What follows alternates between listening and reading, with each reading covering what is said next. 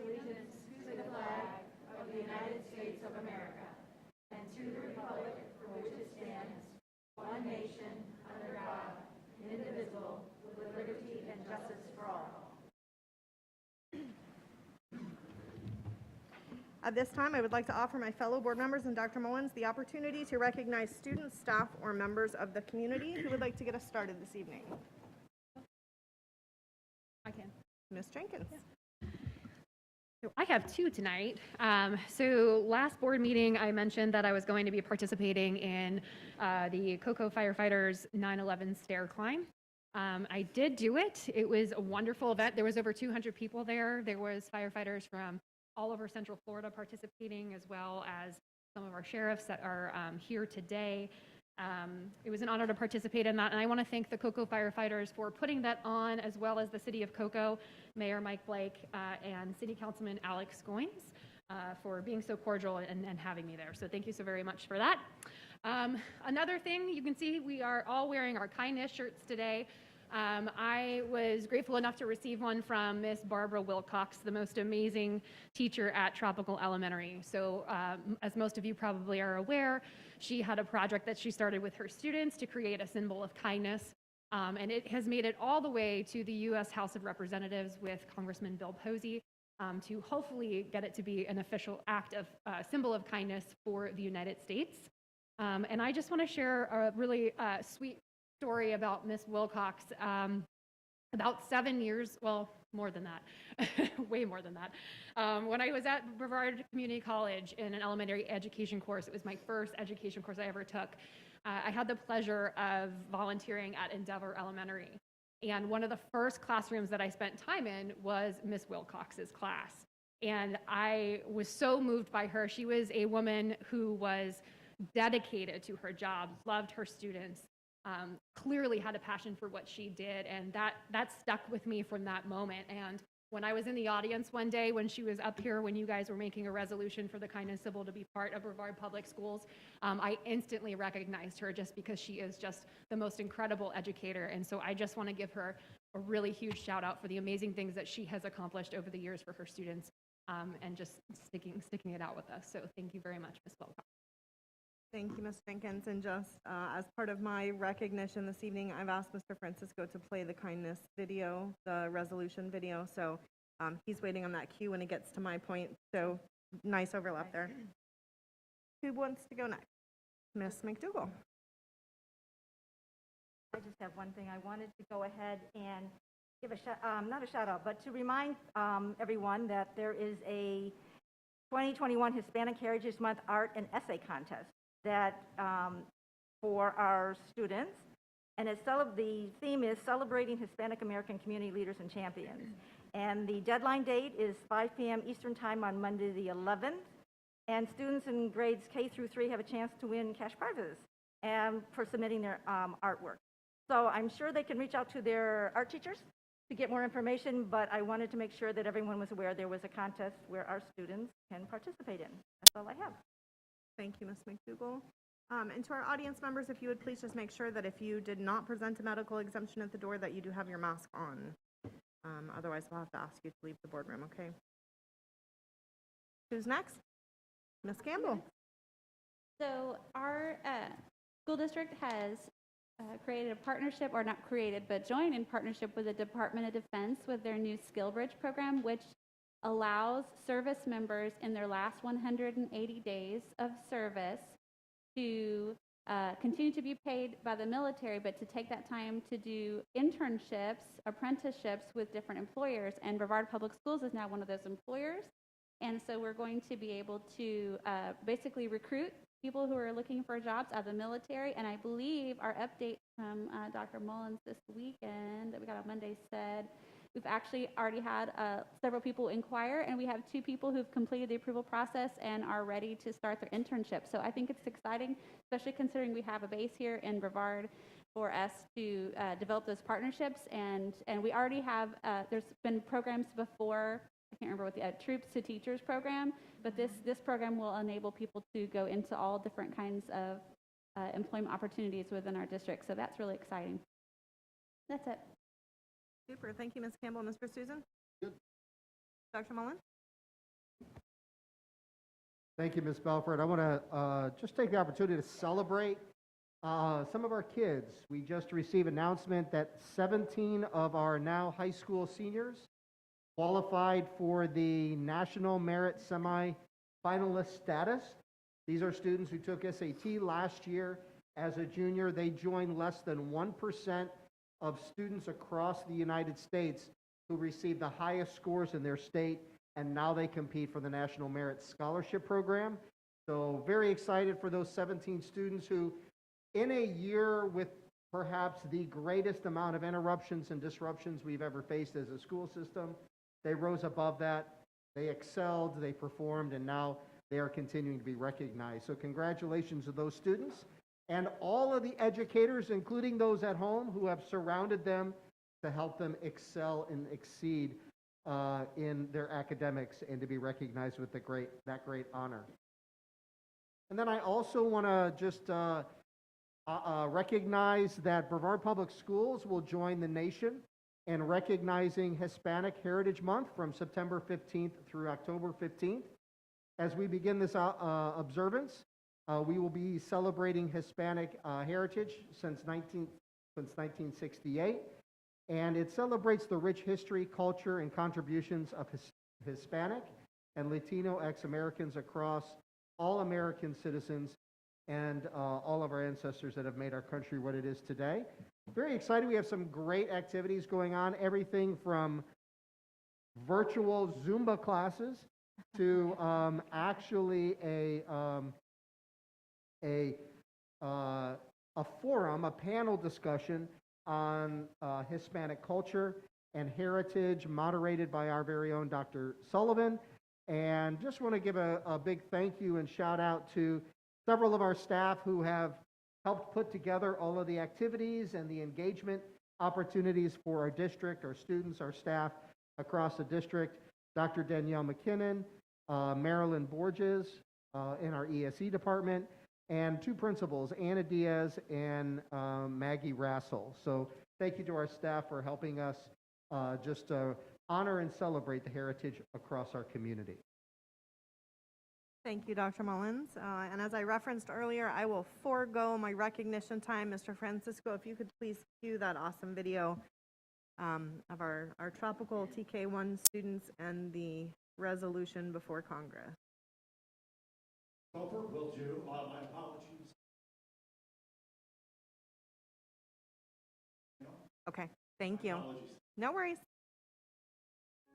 House Resolutions 509, recognizing a national symbol of kindness and urging acts of kindness throughout our nation. Representatives Philip Hosey and Darren Soto are leading efforts to advance resolution in the House. Resolution recognizing a national symbol of kindness and urging acts of kindness throughout our nation. Whereas we are kind when we act in the best interest of another without expecting anything in return. Whereas our national character is to lift one another up by being kind. Whereas the United States has been a beacon of kindness to the rest of the world. Whereas kindness for each other brings unity and makes our nation stronger than any one of us to meet our challenges. Whereas we need the healing and compassion that kindness can bring us in these times. Whereas children are often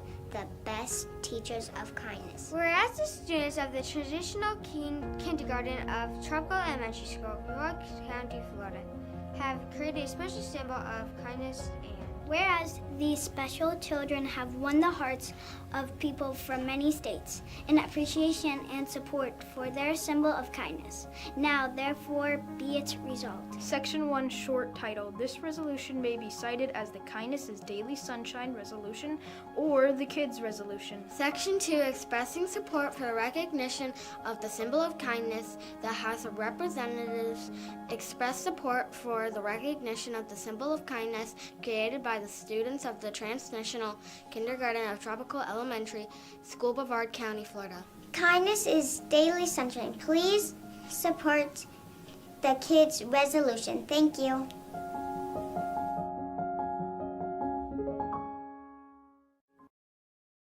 At home, we're able to see that. I'm sure it'll be shared out on our social media and other formats as well. Dr. Mullins, you look like you wanted to say something there. Well, Ms. Belford, I just wanted to acknowledge I am in full support of the kindness resolution and our kids program. I got the memo late, so to wear my shirt. So I'll make up for it another time. No worries, no worries. Okay. That is going to bring us to the adoption of the agenda. Dr. Mullins. Ms. Belford and members of the board, on this evening's agenda, we have administrative staff recommendations, 14 consent items, 3 action items, and 2 discussion items. Changes made to the agenda since it was first released to the public on Tuesday, August 18, 2021 are as follows. Items A7 on administrative staff recommendations and F13 on instructional staff recommendations received revisions. And additions to the agenda are items F10 on student expulsions and 2 discussion items, K28 on social media challenge and K29 on board member redistricting. What are the wishes of the board? Move to approve. Second. Moved by Mr. Susan, seconded by Ms. McDougall. Is there any discussion? Hearing none, please vote.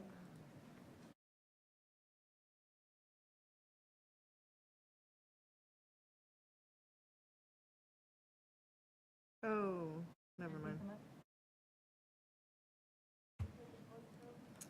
Yeah, actually, that'll give me a moment, Ms. Escobar, for me to fix my boo-boo there.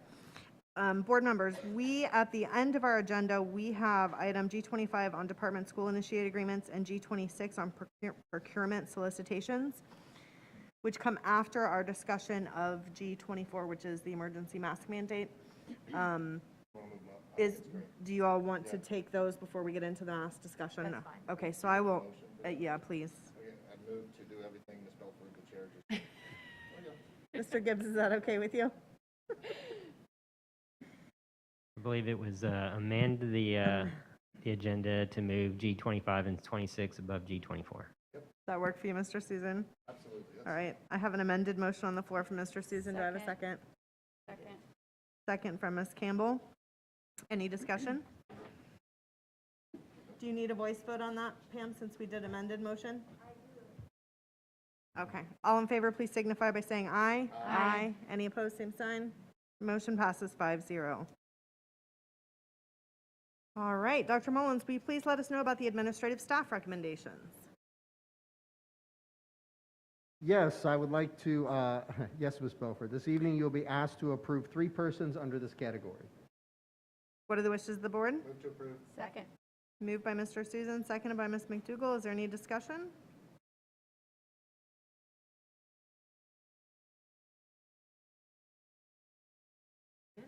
Well, I got the adoption of the agenda as well.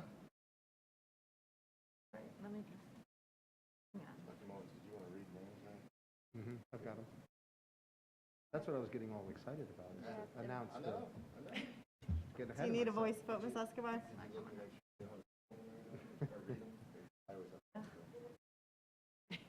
All in favor, please signify by saying aye. Aye. All opposed, same sign. Motion passes 5-0. Dr. Mullins, you get to read.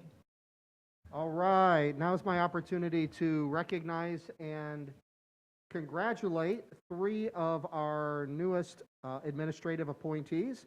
I want to take this opportunity to congratulate Miss Melanie Nelson on her transfer from the position of assistant principal, 10 months, at Pinewood Elementary School to the position of assistant principal, 10 months, at Endeavor Elementary School. Congratulations, Ms. Nelson. Thank you for making yourself available to serve the children of Endeavor Elementary. And I'd also like to recognize Miss, did I? No, I was cheering for you. Okay, I thought there was clapping getting ready to break out. We're going to clap at the end. And also want to recognize Miss Kimberly Stockton on her appointment as interim principal at Southwest Middle School. Congratulations, Ms. Stockton, and thank you for coming out of retirement to assist us. Congratulations to all.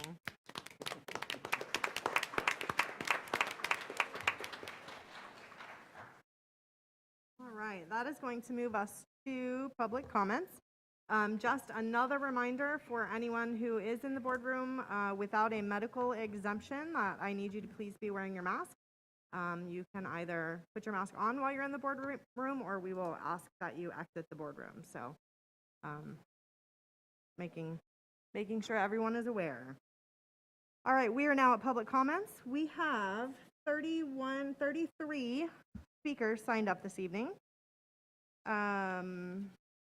It's my recommendation that we hear, actually that doesn't matter because everyone is going to be on the agenda this evening, I believe. Give me a moment.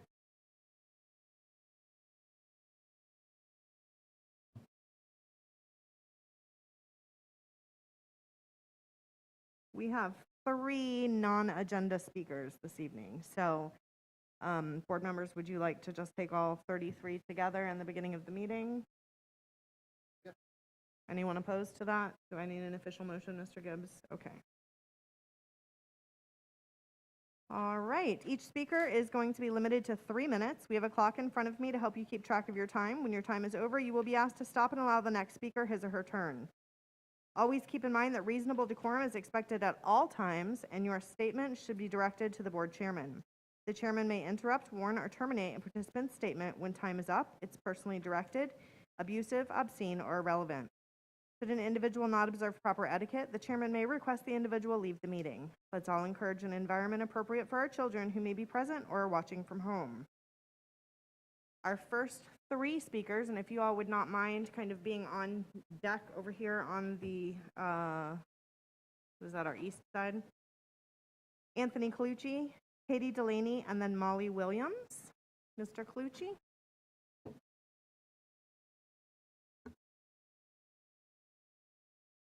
Before we get started, sir, in the back in the striped shirt, would you please put your mask on for me? Yeah. Thank you. My name is Anthony Colucci. I'm the president of the Brevard Federation of Teachers. As there have been many... Mr. Colucci, hold on one second. Sure. I'm not sure your mic is on. Give me a moment. There we go. Let me restart you. Okay, Am go I ahead. okay to take this off when I speak, or would you like it on? I'd like it on, but Okay, if no you need to problem. take it off, you can. No, that's fine. Okay. My name is Anthony Colucci. I'm the president of the Brevard Federation of Teachers. As there have been many loud and angry voices here week after week after week, the reality of what our teachers are dealing with is being drowned out by a minority. As a representative of your teachers, whom 3,000 are dues-paying members, tonight I'm here to tell you that your teachers are worn out. Unfortunately, one of the most common questions we are receiving in our office is, what is the board policy for resigning? We cannot continue this trajectory while at the same time having 150 instructional vacancies. So how did we get here? For starters, teachers are losing too many planning periods to cover for absent colleagues. There is too much pressure to make up for learning loss. Teachers are trying to implement a new reading curriculum. They are spending additional hours keeping quarantined students on track. And at the same time, my teachers are only trying to do their jobs and see children in front of them, not little Republicans or Democrats, are walking on eggshells because of intense parents who are looking for a reason to be offended.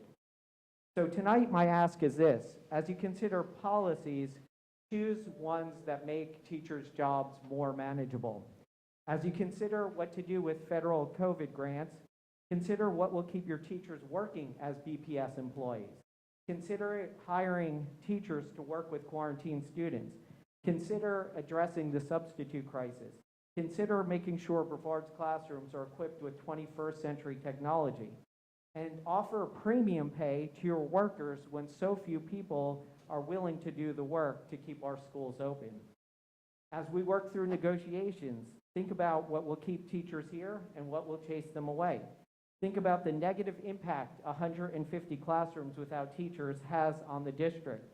And then think about how wrong decisions can exacerbate the issue. Think about correcting the wage compression issue that is deflating our veteran teachers. Don't think about how much this will cost the district to do so, but rather think about what sort of investment this district needs to make in order to keep teachers working for BPS. So please, it's time to put our teachers' voices at the forefront of your thinking and stop allowing the angry voices of a few to provide direction to you. Thank you. Thank you, Mr. Colucci. Ms. Delaney?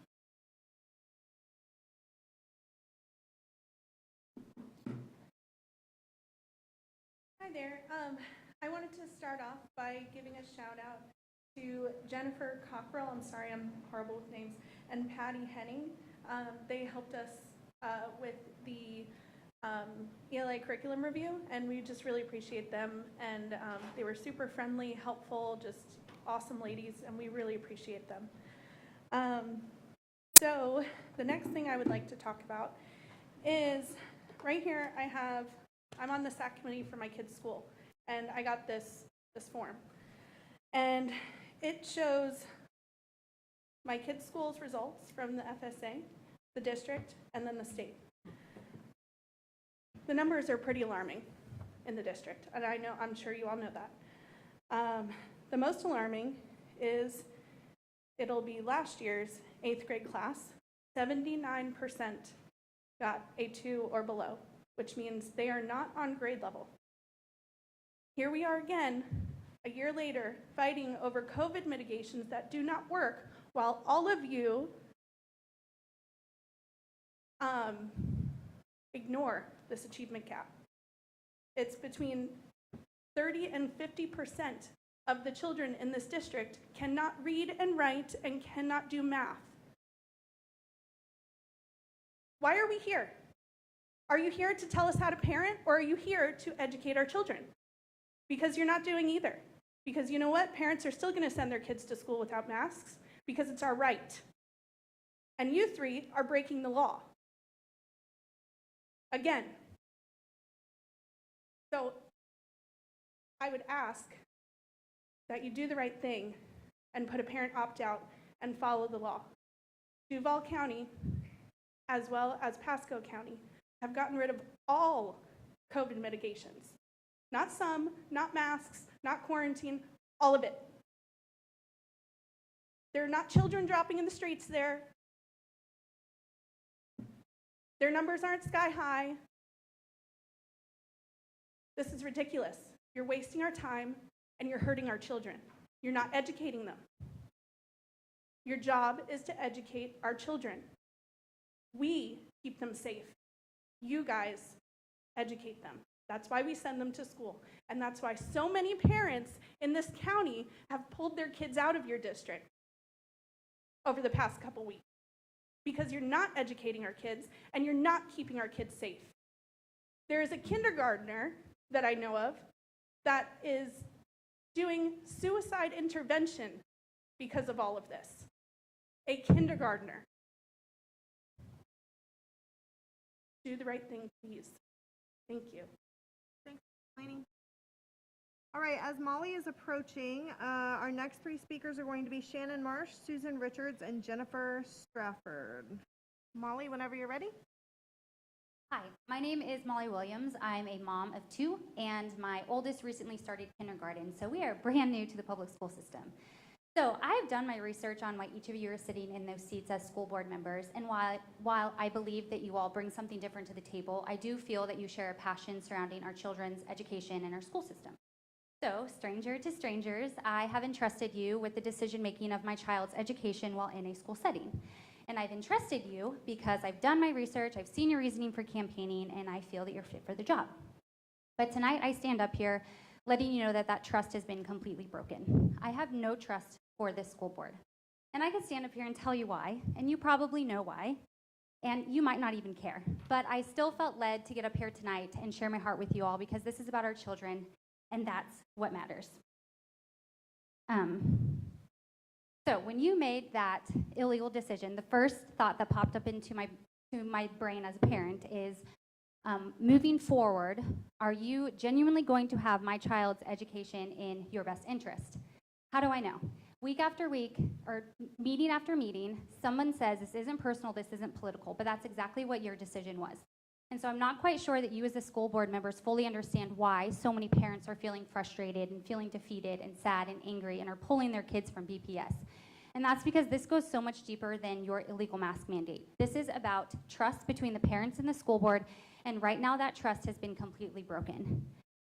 And so, if this broken trust doesn't bother you, if it doesn't motivate you to want to fix it, or if you just don't care, then I'm going to implore you to please give up your seat to someone who is genuinely going to have my child's education in their best interest, and who is going to focus on what's most important while my child is in a school setting. Because honestly, right now, I'm not sure that you have my child's education in your best interest. This broken trust speaks volumes for how you are doing your job. The amount of parents who have pulled their kids from BPS speaks volumes on how you are doing your job. This abuse of power speaks volumes on how you're doing your job. And the fact that you have a parent who's brand new to the public school system standing up here and telling you that I have a backup plan for my child's education speaks volumes on how you are doing your job. We elected and entrusted you with the decision-making of our children's education. We did not elect you to make medical decisions for our children. So right now, you are in territory where you do not belong, and worse, you did it illegally. So I would hope that we can agree that trust is important, and pushing aside your political and personal agendas while decision-making is important, and placing our children's education in your best interest is important. And if we cannot agree on any of that, then you do not deserve a seat up there. Thank you. Thanks, Molly. Shannon Marsh. Once again, guys, I will ask you, please hold your applause so that everyone can hear their names called and everyone can get their opportunity to speak, okay? Shannon?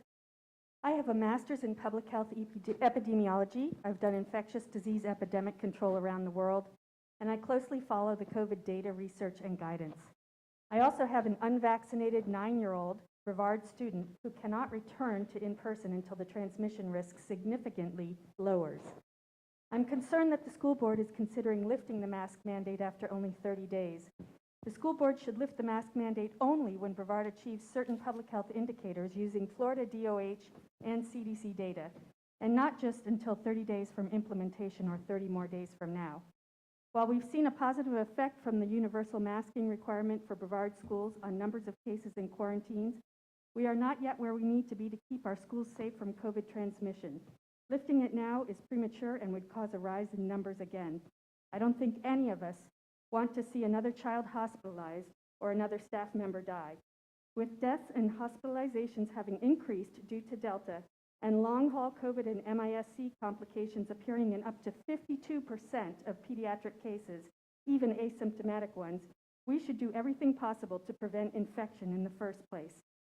Overall, COVID case numbers are decreasing, but pediatric cases are at an all-time high. Brevard's fully vaccinated rate is low at 54%, and our community transmission risk is still very high. For the unvaccinated kids under 12, the risk is exponentially higher. Because community transmission affects school transmission, and the only other mitigation at schools is hand washing and distancing, we should not remove the universal mask requirement until our transmission risk is low and vaccination rate is high. Otherwise, we risk having another surge. While a 7-day case rate of 10 per 100,000 people is considered low risk of community transmission and 100 is high risk, Brevard is even higher at 360. The CDC's chart on risk of transmission in schools puts low risk below 20 new cases per 100,000 over 14 days and high risk above 50 cases. Brevard is even higher at 707, and even just our school community is at 210. A test positivity rate below 5% is low and over 10% is high. Brevard is at 11. Because vaccinated people can also transmit, masking should remain universal until we reach at least 80% fully vaccinated, which would then provide some herd immunity. Vaccinations will likely be available to children under 12 after Halloween, but it may still take quite some time to reach 80%. We could lower the risk of COVID transmission in schools to almost nil if we implemented a multi-layered prevention approach, which includes masking, distancing, required vaccination, at least for staff, improved air quality, screening, testing, and hand washing. Until we do that, masking and vaccination are our only way out of this epidemic. Thank you. Thank you, Shannon. As Susan Richards approaches, ma'am, in the back of the room, pinkish, maybe colored dress, if you could please put your mask on for me. You back there. The one not wearing a mask in the back of the room, if you would please put it on for me. Joanne, could you see the one I'm talking about? I'm not asking you to do anything, just so she's aware of who I'm talking to. If she has an exemption, take a look for me. All right, Susan? Okay, I'll start with my doctor's note. Okay, I wanted to begin with some numbers from Reverend Governor Ron DeSantis. Since Florida opened monoclonal antibody treatment sites in August, 100,000 Floridians have received treatments. COVID hospital admissions have fallen by 60%. COVID hospital census has declined for 28 consecutive days. ER visits for COVID have declined by over 70%. I don't want you to think that the reason the numbers are down now is because of the mask change. It's because of the monoclonal antibody infusion. At the meeting where we voted and I hate doing this. Mr. Susan gave numbers and he showed Florida Department of Health. Back in July, you could see that the cases were very low. By August 20th, it started going up. By 9/10, you can see that the numbers are way down. These are the death numbers. They're back to where they were before. And by the way, if you can see the pattern, it went up last year in July also. Florida is the place where people go on vacation. We have a lot more cases in the summer. It's going way down right now.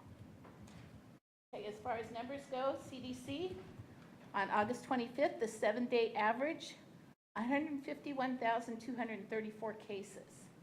9/21, 7-day average, 61,682 cases.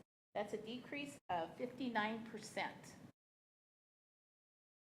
Okay, and the final thing I wanted to talk about is the mask that the kids wear. They clearly say on the box, non-medical grade face mask is not intended for a replacement for a medical grade personal protective equipment. So anybody that thinks that the kids wearing these masks are protecting anybody, they are not. I would ask that you would please give us a parent mandate so we can opt out for masking our kids. Thank you. Thanks, Susan. As Jennifer is approaching, our next three speakers will be Chris Paganoni, Julie O'Neill, and Jerry Knert, maybe? Jennifer? Good evening, Board. I wanted to bring up what recently went into effect at Indian River County as a tiered mitigation strategy for COVID. I will leave a copy for each of you up here as well as for your council. And you can also find it on the district website. Basically, instead of putting a blanket one-size-fits-all mask mandate at all the schools, they address it school by school. You will see they have different guidelines for school case criteria with active COVID cases for 5% and over, 3 to 4%, 1 to 2%, and I would appreciate if I could have everybody's attention. I know you probably don't care what I'm saying, but you could make believe that you do care since you're up there saying it's in the best interest of our children. 1 to 2% and under 1%. They're looking at each school and addressing where there are hot spots should they arise more aggressively. I would ask that this board consider discussion and implementation of a similar course with our district. If the numbers are higher, say at Astronaut or Vieira High School, why would you want to mask the students in Satellite Beach, who literally is on an island? Even though the kids may be wearing masks during the day at school, I'm sure most of them are not wearing them once they leave school. They're not wearing them when they're with their family or friends or in the community. With the information that we have from the COVID dashboard, since you won't show us daily cases by school, the trends of positive cases within the school and communities are almost running identical. So unless the entire community is masking up, which they are not, the students wearing them at school is not making the difference. The trend of the community as a whole shows the number going down. If it was really about the health of the children, wouldn't you want to know where the hot spots are and take care of those head on rather than saying everybody in the district needs to wear a mask? I'd also like to say that those of us that are pro-mask optional should encourage our children not to follow the mask rule at school if they don't want to. Since the board is setting the example by not following the law they don't agree with, even when told by their general counsel that putting a mask mandate in place was potential and you could potentially get sued, then why should the students follow a rule that they don't agree with? If the students don't want to follow that rule, then they shouldn't have to without any repercussion. I've heard the story from parents whose children who got very sick and even hospitalized because of COVID, and that does break my heart. It is scary how it can affect different people on such different levels. I had it and was down for maybe 36 hours with no lasting symptoms even to date. This is a virus that can be very harmful, but so is the flu and pneumonia. But we don't expect the community, and especially our children, to mask up because of them, do we? Thank you. Thank you. Chris Paganoni?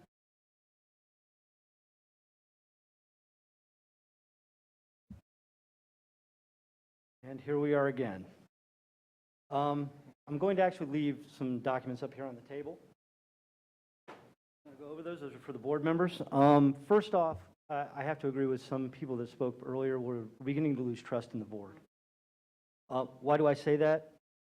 Tonight I should be sitting at home with my daughter, helping her with her geometry homework and her foreign language homework. But I'm here having to babysit a school board and making sure that something crazy doesn't just suddenly appear that's beyond what the school board really should be doing. You should be worried about the budget. You should be worried about whether or not our facilities are up to grade. And you should be worried about what the curriculum these students are learning in class should be. So, you know, I lose faith. I shouldn't be here unless there's something about curriculum, about the building, or about the budget.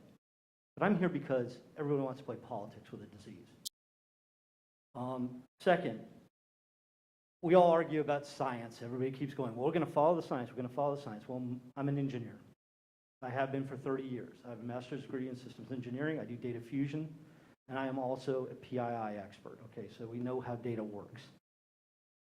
Very simply, if you look at the community spread and you look at the students, and you compare the two trends of the percent of cases per day in each of those two, you have to compare apples to apples, so percentage against percentage. We have a correlation of 0.75538, somewhere in that region. If you have a correlation above a 0.7 in a biological system, that is referred to as a strong correlation, which means that things are related. The community's drop is what is driving the students' drop and the decreases. And this is true with our school, with Hillsborough County, with Orange County. We all are running in that same band. The other two school districts I mentioned were 100% masked from the beginning of their years at the same time we were.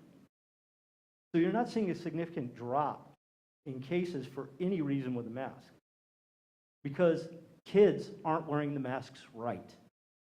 You will see a great drop in masks when they're used properly. If you don't wear these paper masks, if you're wearing well-fitted masks that are sealed properly, that you're changing your mask every time it gets soiled or over-temperatured, if you have humidity or anything of that fashion in it. Anyone who has been paying attention to what the WHO, CDC, and every mask manufacturer says, if you're following the rules, the masks are effective. But no one is following the rules. That's what the large paper is that I've got out there, is from the WHO with what they're saying on masks. So please, please follow science, not your gut feeling or your opinion. Thank you, Chris. Thank you.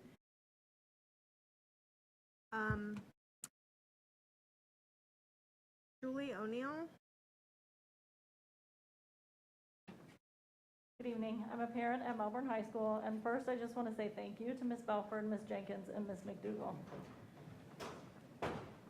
I applaud you for standing your ground and protecting our students, staff, and community. Community cases have decreased, as well as our school cases and quarantines, and this is because of the mask mandate that you voted for. So again, I say thank you. Please vote to continue the mask mandate and continue protecting our students, staff, and community. Thank you. Thank you. As jury's approaching, our next three speakers will be Terry Hart, Shannon DeLeeden, and Natalie Twine. Jerry? Hey. Good evening, board.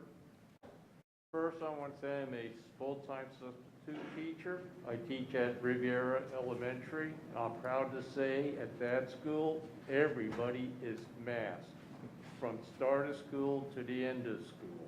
So that's one of, for my school I'm at, Monday through Friday, you see everybody is masked. The group I want to talk about now is what we didn't hear a lot about. It's children with disabilities. If anybody is breaking the law, the governor's executive order violates the law for the Americans with Disability Act. It reads, Americans with Disability Act prohibits the exclusion of students with disabilities from public educational programs and activities. Children with certain disabilities are most vulnerable to serious illnesses or viruses. A lot of you, some say, don't tread on me. I'm saying don't tread on children with disabilities. They earn the same equal education as your children. Don't expose them to the viruses. And that's all I have to say. Thank you. Thanks, Jerry. Terry Hart?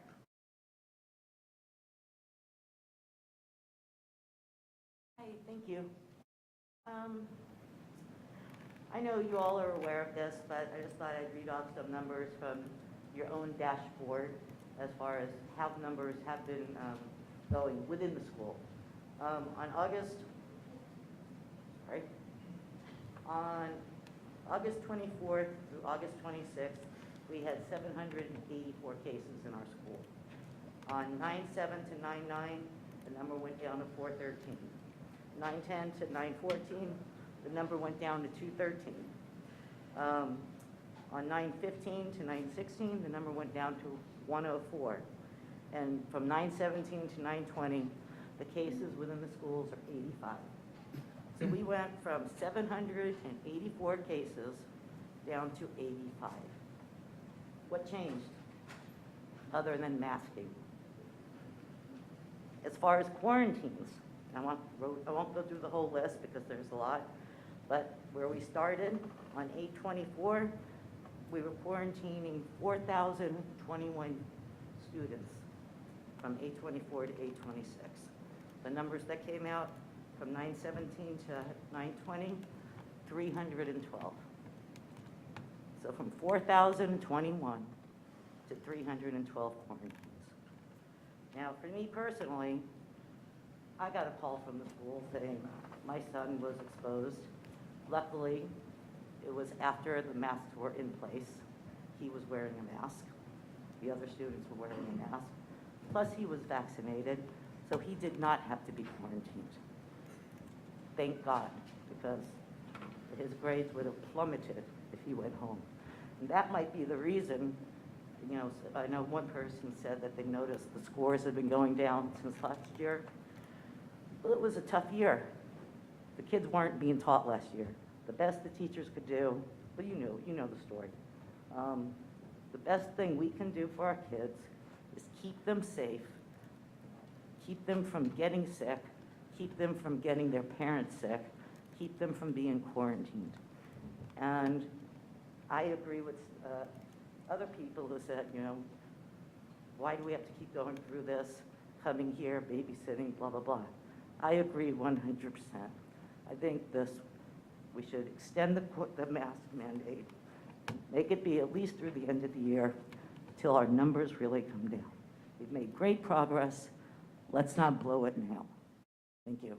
Thanks, Terry. Shannon?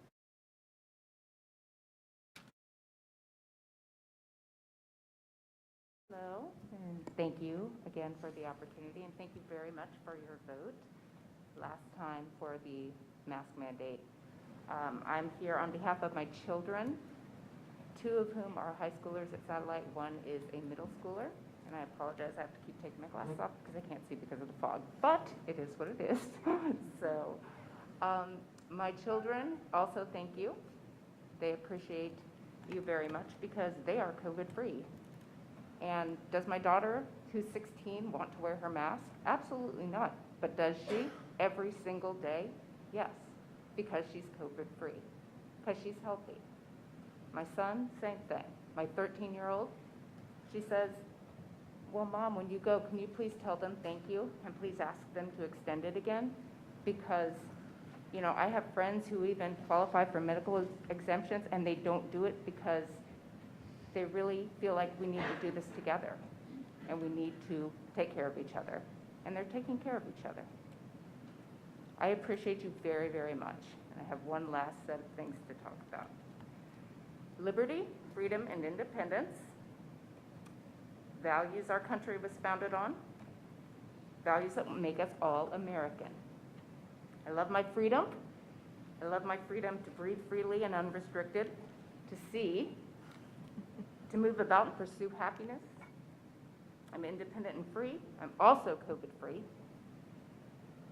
I, unlike my neighbor, unlike many clients of mine, family members, can exercise my fundamental human rights to life, liberty, and the pursuit of happiness because I'm not on a ventilator. I'm not in an intensive care bed, along with hundreds of other people who've been stripped of their basic freedoms and liberty because of COVID. I'm not being cared for by overstretched doctors, nurses, and staff in hospitals because of COVID. Masks protect my freedoms, your freedoms, and everyone's freedoms. Please, please vote to extend it. We're gonna get through this.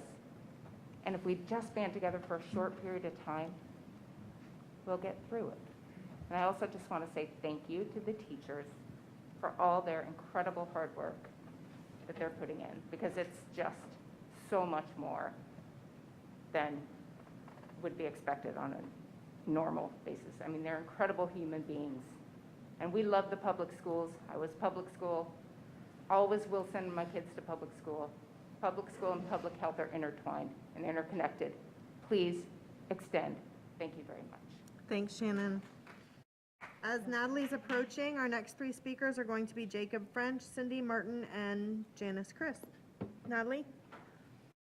Hi, my name is Natalie Twine. I'm a Brevard County resident and published molecular scientist.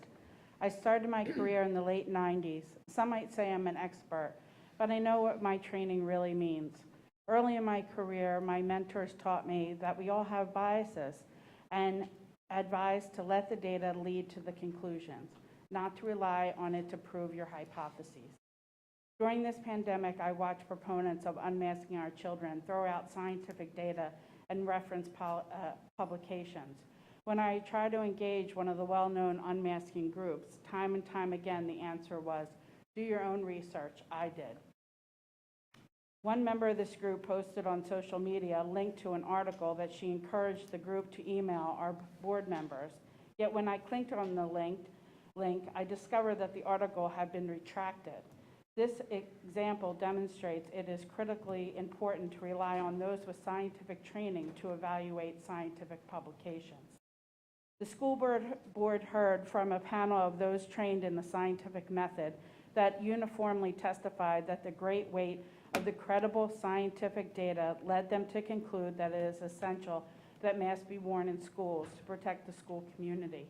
I was appalled when one of the school board members stated, "We will look at the data," but the panel had just interpreted that data. One school board member is particularly cavalier about bastardizing the scientific method. He has even gone so far as to be quoted in a newspaper providing an analysis before even obtaining the underlying data. Not learning from his mistake, he took published data out of context, and the organization compiling that data sternly corrected his misinterpretation. Hey, Natalie, keep it focused on center, okay? Yep. So as a political official, his words have consequences. It is defensible that a school board member would knowingly or unknowingly mislead our community on a matter of public health. In the examples I presented, lay people, to my knowledge, were not working with scientists, but were using scientific data to spread misinformation as a result of their lack of training. Scientific publications are truly not meant for consumption by a general public. I think it is commendable that people wish to not be fed a digested media interpretation of this data. The danger lies in not accepting that without scientists, you might not have the skills to accurately make informed conclusions. I encourage everyone to always challenge science with scientists. In the meantime, for the sake of public health, trust us on this one. The scientific data overwhelmingly says to wear a mask. Thank you. Thanks, Natalie. Jacob?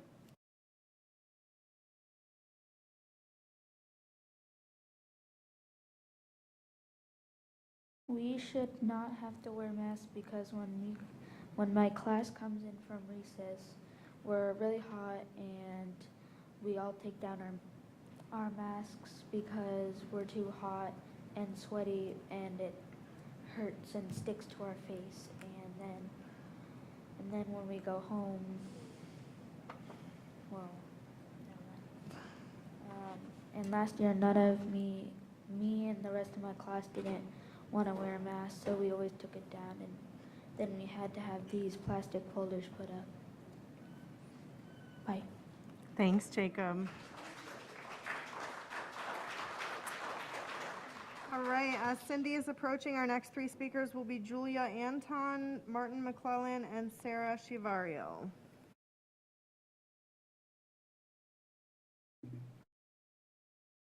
Hello, ladies and gentlemen, and members of the jury. I usually have a prepared statement. I'd like to thank the two board members of VPS for voting against the mask mandate, because at the time that the board was voting on the mask mandate, August 30th, 2021, your own attorney, under advice of Mr. Gibbs, who is with us this evening, stated that Judge Cooper had not yet signed the order, and Mr. Susan seconded that by saying he didn't know if it was legal to vote on a mask mandate since this was being litigated and it was not, actually the order was not signed. As of right now, there's still a stay on this. So my understanding of the law is that it's unlawful to impose the mask mandate while it's under a stay and it's still being litigated. I don't know how everybody else feels, but that's just my general feeling about the matter. So also, the test results from the mask that's been sent off to the independent lab will not yet be back for about 4 weeks. And we're going to be able to see what's on the exterior of that mask and what that mask actually does to prevent the spread of COVID-19 in Brevard Public Schools. It's my understanding that as of right now, Brevard Public Schools has not released a study to back up the mask mandate and the fact that masks that are being distributed at the schools are indeed working. I'd like for the school system and the board to produce for parents any study that demonstrates that these masks are effective against COVID-19. We're hearing a lot of science that's contrary to that. So I'm not going to take up any more of your time this evening. Let your citizens choose. Florida is a stronghold of liberty, freedom, justice for all. And so many people have fought to stay here because they believe in the rule of law. And so do I. I believe in the rule of law, and there are many like me that do as well. So I'm just imploring you to follow the rule of law in the state of Florida. Thank you. Thank you, Cindy. Julia?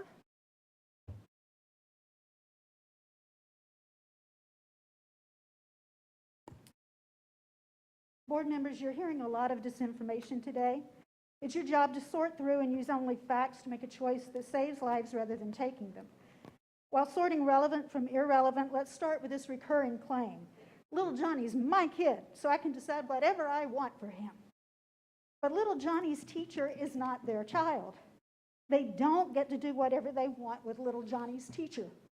Little Johnny's bus driver, cafeteria workers, janitor, and classmates are not their kid. And their health isn't collateral damage for little Johnny's parents to take away. There's a public health issue here. It's called contagion, disease transmission. It's not just little Johnny who's affected by his parents' decision. It's the granny of the checkout clerk at the grocery store who got COVID from the bus driver's wife, who got it from the bus driver, who got it from little Johnny's classmate, who got it from little Johnny who wasn't wearing a mask. Yes, making health decisions for one's own child absolutely is a parental right, no question. But no, Making them for other people is not. It's your job, board, to remember that and to decide accordingly. And while we're sorting out fact from fiction, let's talk about this trigger word, tyranny. Tyranny? I have friends who lived under apartheid in South Africa, a former client who barely escaped the Prague Spring while the borders closed around him. I celebrated with Haitian exiles the day that Baby Doc was overthrown. Old Polish men have showed me their tattoos. Tyranny. A black friend's father was paraded past the rotting corpse of a lynching victim and told, "Boy, don't let this happen to you." This is me with Romanian friends at the Berlin Wall. That day totally changed my life as they told me of the actual horrors that they endured under a real dictator named Ceausescu and real tyranny, which has nothing to do with wearing a mask to save your neighbors. Tyranny, wearing a mask to protect one's community during a pandemic, is not it. And in 2 previous meetings that I've been to, I keep hearing the claim that masks are equal to Yellow Star for Jews. Before trivializing 6 million murders, perhaps we should ask some Holocaust victims' families. I did that, and they were not amused.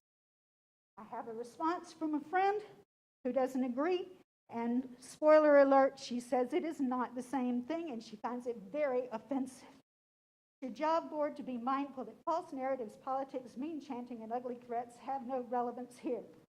Your job to sort through all that, hand a decision that's compliant with legal requirements for safe workplace and safe schools.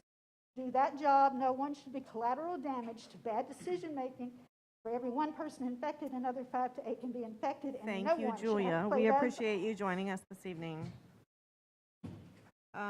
Quick check-in with my, thank you, ma'am. Quick check-in with my board members. We will, after Sarah will be our 18th speaker, so we're about halfway through our speakers for this evening. Before I call up another 3, are you guys going to want to break after this grouping?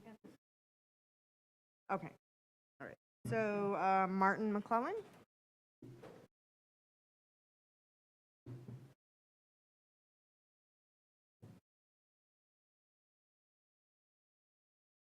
Fortunately, I get classes off.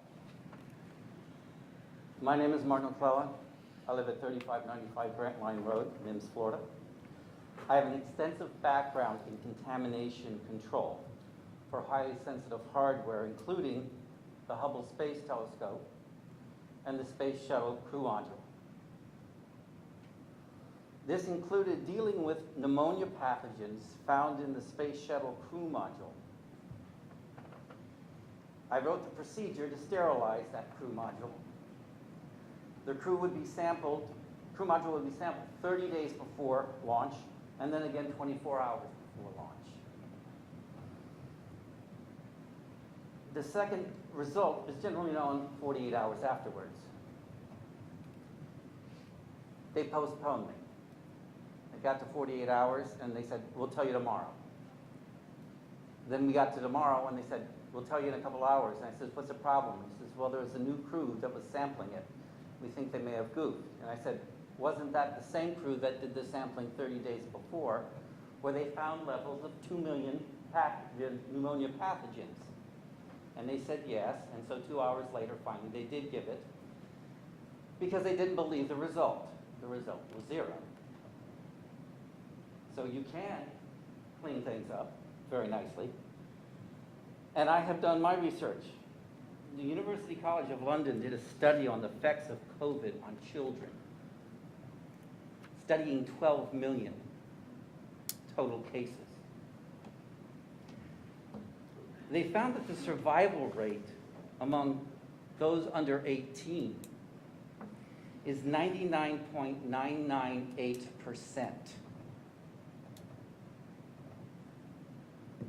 Another thing that I'd like to mention is, by the way, if this were a great pandemic, what would be happening to all the homeless? They'd be dying on the streets. You're not finding that. In the study, 60% of those that did die had comorbidities. Also, by putting a mask on children, you're creating germ factories. In Alachua, Masks worn for an average of 5.7 hours were sent to a lab. The bacteria that was found on those, and it was extensive, were that for pneumonia, meningitis, food poisoning, Lyme disease, Legionnaire's disease, as well as others. When you put the masks on the teachers, you are interfering with the child's learning experience, looking at expressions and how the teacher is conveying certain ideas. Another curious fact I want to leave you with. In 2016 to 2017, there were 29 million flu cases. Then 45 million the next, 36 Thank you, sir. million We the appreciate next. you joining us this evening. Unfortunately, Okay. your time is up. Sarah?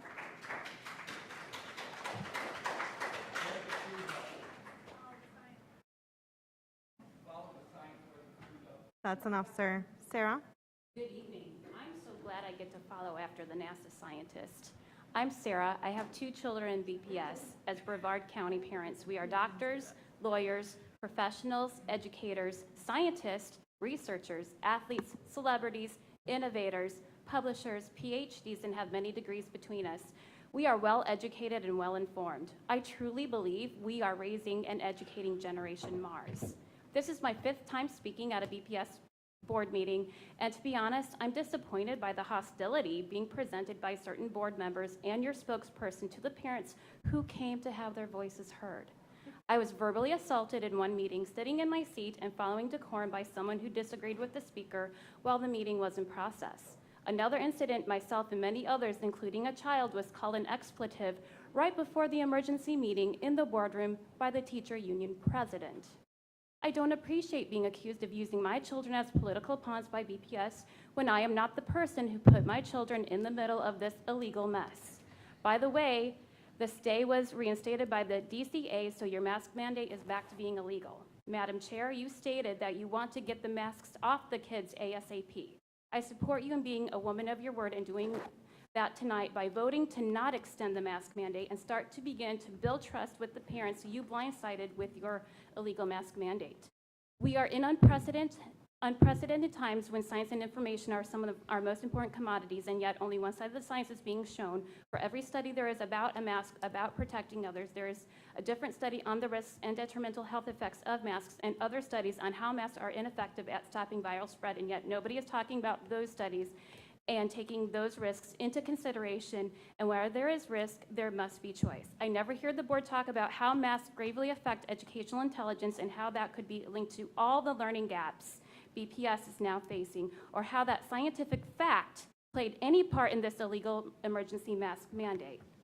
I implore you tonight to have that discussion tonight as a board, as you consider voting on the mask mandate, to discuss the scientific fact that masks impede a child's education and that choosing to continue the mask mandate is contributing to learning gaps. There is science on both sides of this debate, and it seems that the board is not acknowledging this. You are making public policy based on one side of the science and one side of the politics. There is zero consideration for long-term physical and psychological effects on our kids, and that's not fair to anybody. Most importantly, to our children. Going back to mask choice is the solution and creates equity in our schools. Thank you. Thank you, Sarah. All right, all, at this time, we are going to take about a 10-minute recess, and we will return.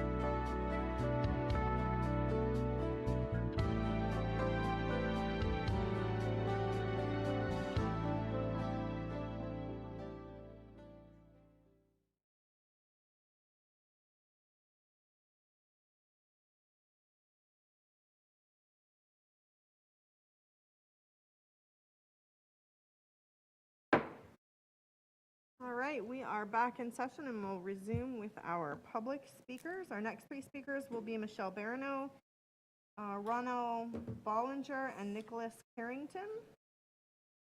If you all would please get on deck for me.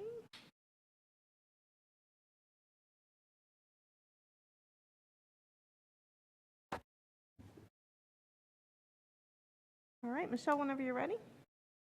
Hello again. My name is Michelle Barano. I'm the parent of an elementary school child in the Brevard County Public School System. I'm sorry your workplace has turned into a circus. I'm sorry for everyone who works in this building that has to deal with this insanity all the time, and I want to say thank you for continuing to show up and do your jobs. We do appreciate it. Well, we tried it both ways, right? In the age of Delta, we started school without masks, and that was, no pun intended, an unmitigated disaster. We had schools that were starting to close, quarantines that were off the charts, not to mention, oh yeah, all the sick kids and teachers. Things are starting to improve. We're not there yet, but the mitigation has done its job. It is helping. I'm no longer getting daily or multiple emails from my school now warning me that there are active cases where my daughter is sitting, and that's a huge relief. So I want to say thank you. I have been able to relax a few degrees these last few weeks, not feeling like I'm playing Russian roulette every time I send my child off to the schoolroom. I know there's still a danger, but at least we're doing something about it instead of just throwing our hands up and saying, oh well, not everybody's going to do it, so we shouldn't even try. So thank you. I'm begging you to keep the mitigation in place at least another 30 days, see if we can't beat this thing down a little bit longer. And finally, I want to spend the rest of my time addressing data experts, which apparently is everybody in this room. Isn't that amazing? Everybody with access to the internet is suddenly a data expert. Well, I've been a paid professional data analyst for 10 years. I don't pretend to know what all the numbers mean. I've learned enough about data analysis to know that you can pretty much spin anything to show what you want if you have an agenda. And I know that there are all sorts of things that don't get taken into account. There are outliers, there are unique situations. And the good news is that you don't have to be data expert. You don't have to listen to all the reports that everyone in this room is talking about, because we have national recognized experts. We have the CDC. And all you really have to do is listen to their guidelines, okay? I don't expect you to be mechanical experts inspecting all the school buses our children are wearing, are riding in to get to schools. I don't expect you to be nutritional experts checking every lunch that's served in the school buildings. Your job is to listen to expert advice. You had a panel here several meetings ago. Their advice was really clear. You are perfectly well justified to listen to their expertise and no one else's. I don't expect you to check the lead levels and the paint in every building. That is not your job. Your job is not to focus on the minutia, on the details. Your job is to listen to the experts and make the best decision for the safety of our students. Thank you. Thanks, Michelle. Ronell, and is Nicholas here, Nicholas Carrington? Okay, then after Ronell, our next three speakers are going to be Elliot Davison, Aaron Davison, and Julie Bywater. Hi. Hi. Missy, I happened to see you on the news as I was leaving my house this evening to come here. And the news reported that the numbers had gone so far down, and I was very excited, and so I'm very hopeful that you guys will be able to, in good conscience, remove the mask mandate, or at least give a parent an opt-out. I do just want to kind of restate some facts that I think most of us know. The Department of Education operates through the public school board system, right? So the Department of Education is your boss, so to speak, right? Or your superior. And the Department of Education, along with the Department of Health, so the Department of Health are our experts, our local experts, right, in our state. I mean, tell me if I'm wrong, but this is what I'm understanding when I read this. So the Department of Education and the Department of Health said to you and to us as citizens that there is an emergency rule that conforms to the Executive Order number 21175, which ordered the Florida Department of Health and the Florida Department of Education to ensure safety protocols for controlling the spread of COVID-19 in schools that 1, do not violate Floridians' constitutional freedoms, 2, do not violate parents' rights under Florida law to make healthcare decisions for their minor children, and 3, protect children with disabilities or health conditions who would be harmed by certain protocols, such as face masking requirements. The order, which is incorporated by reference, directs that any COVID-19 mitigation actions taken by school districts comply with the Parents' Bill of Rights and protects parents' right to make decisions regarding masking of their children in relation to COVID-19.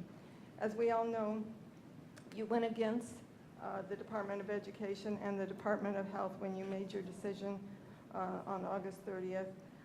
I'm hopeful that you're at a place now that you can reverse that decision. I do want to refer to the Florida Bill of Rights that was mentioned by the Department of Health and Education. As a Florida parent, you have the right to direct the education and care of your minor child, and I'm going to run out of time. So I just want, if anybody doesn't know about this law, I do have some pamphlets here, or you can go to parentalrightsfl.org. Thank you. Thanks, Ronald. Elliot?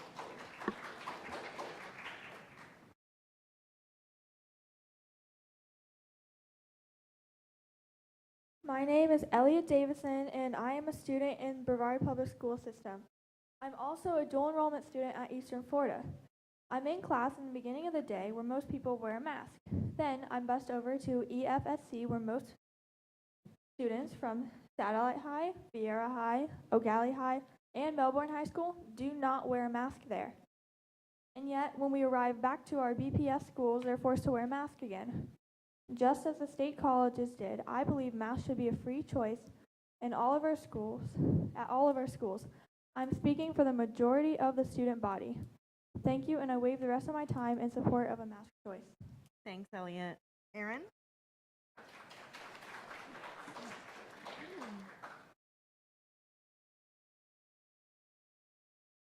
Long day being here again, discussing the same topic.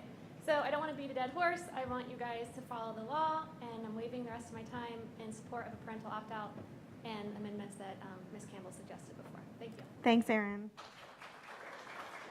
All right, as Julie's approaching, our next three will be Deborah Clark, Michelle Smith, and Joey Chaliwa. Sorry if I mispronounced that. Julie, whenever you're ready.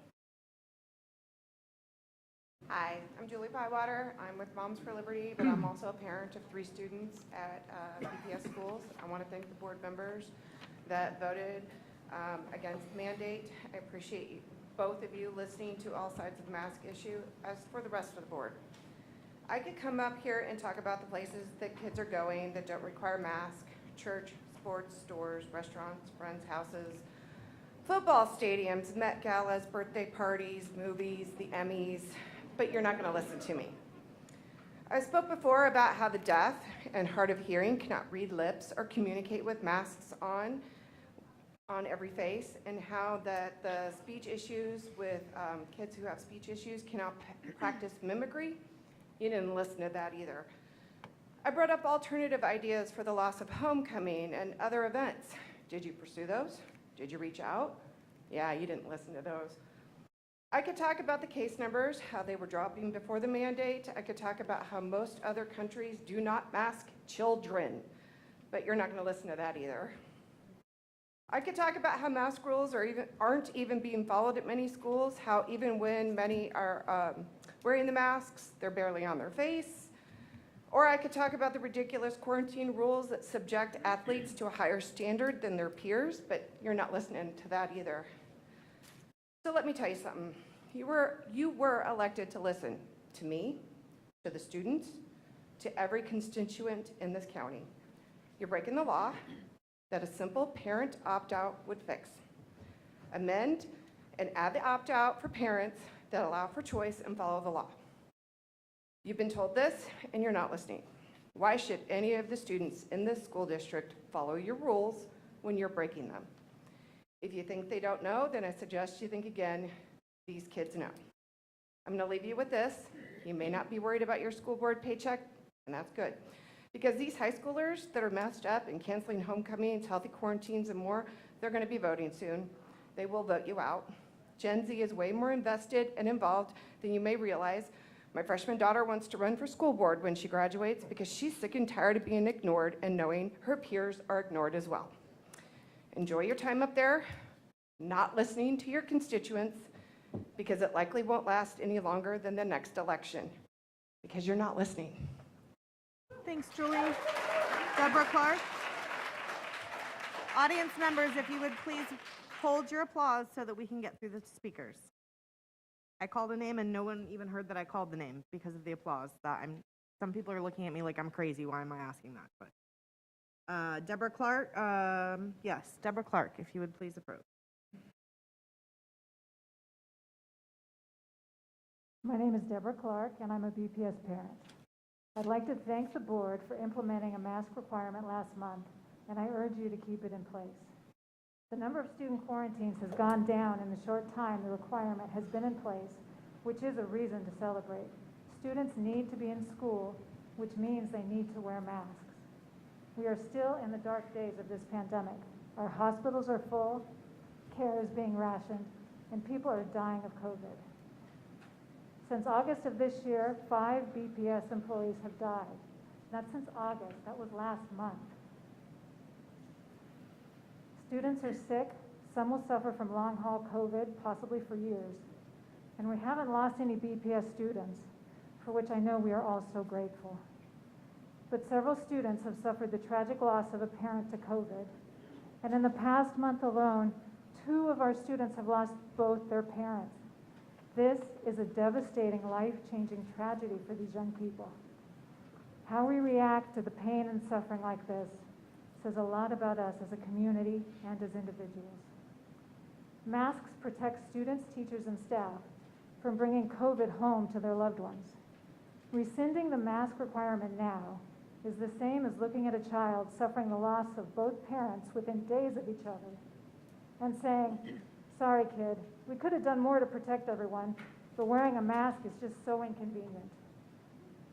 People who care about their community, who care about others, make personal sacrifices, like wearing a mask to protect vulnerable people.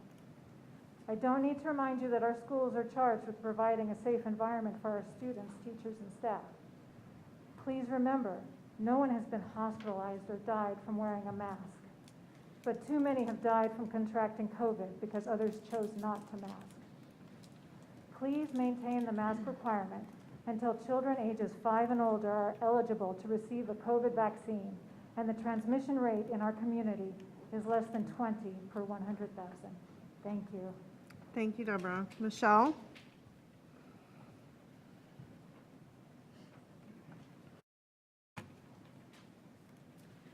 My name is Michelle, proud parent of 2 children in BPS.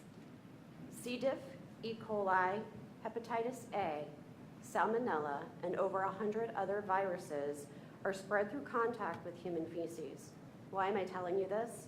Because today I was notified by my 17-year-old that, quote, "Most of the bathrooms are closed until further notice because people are stealing soap dispensers, hand dryers, and defecating in sinks," end quote. But thank God they're wearing their masks. By the way, my 17-year-old was the one that told me of this. I still have not received anything from his principal. That is what is going on in your schools, and I blame each and every one of you. I blame you because this is exactly the behavior you have spawned by choosing to have blatant and total disregard for the laws set forth by our governor. Your reckless political choices to deem yourselves above the Florida Parents' Bill of Rights law has helped enable and empower the children in your schools to behave with blatant disregard of any rules, policies, expectations, or anything that your principals and staff have worked so hard for so many years to implement and gain respect over. You've destroyed all of that. Maybe if you redirect your focus back onto the students and back onto the laws written for everyone and end this ridiculous mask mandate without parental opt-out, we can regain some sense of what the ultimate vision here is. and that's to serve every student with excellence as the standard. I urge you to end the mask mandate so we can get back to the real pandemic, which is educating our children and closing any education gaps that are in urgent need of your attention. Additionally, I'd like to say that a teacher in Brevard has asked me to address you for thinking down the road. The conflict between federal and state will continue. Vaccine mandates are next. Are you going to mandate them for all employees? If so, you're going to have to fire teachers and employees. Are you going to go along with vaccine mandates for kids? For what age? Kindergarten? Where does it end? It is time to take a stand now. Please vote in favor of personal freedoms for students and employees. And what is the most simplest form of an act of kindness? It's a smile, which you're depriving every single child, staff, and employee of Brevard from having. Thank you. Thank you. Joey, and then after Joey, we have Chris McGill, Michelle Beavers, and then Ron McClellan.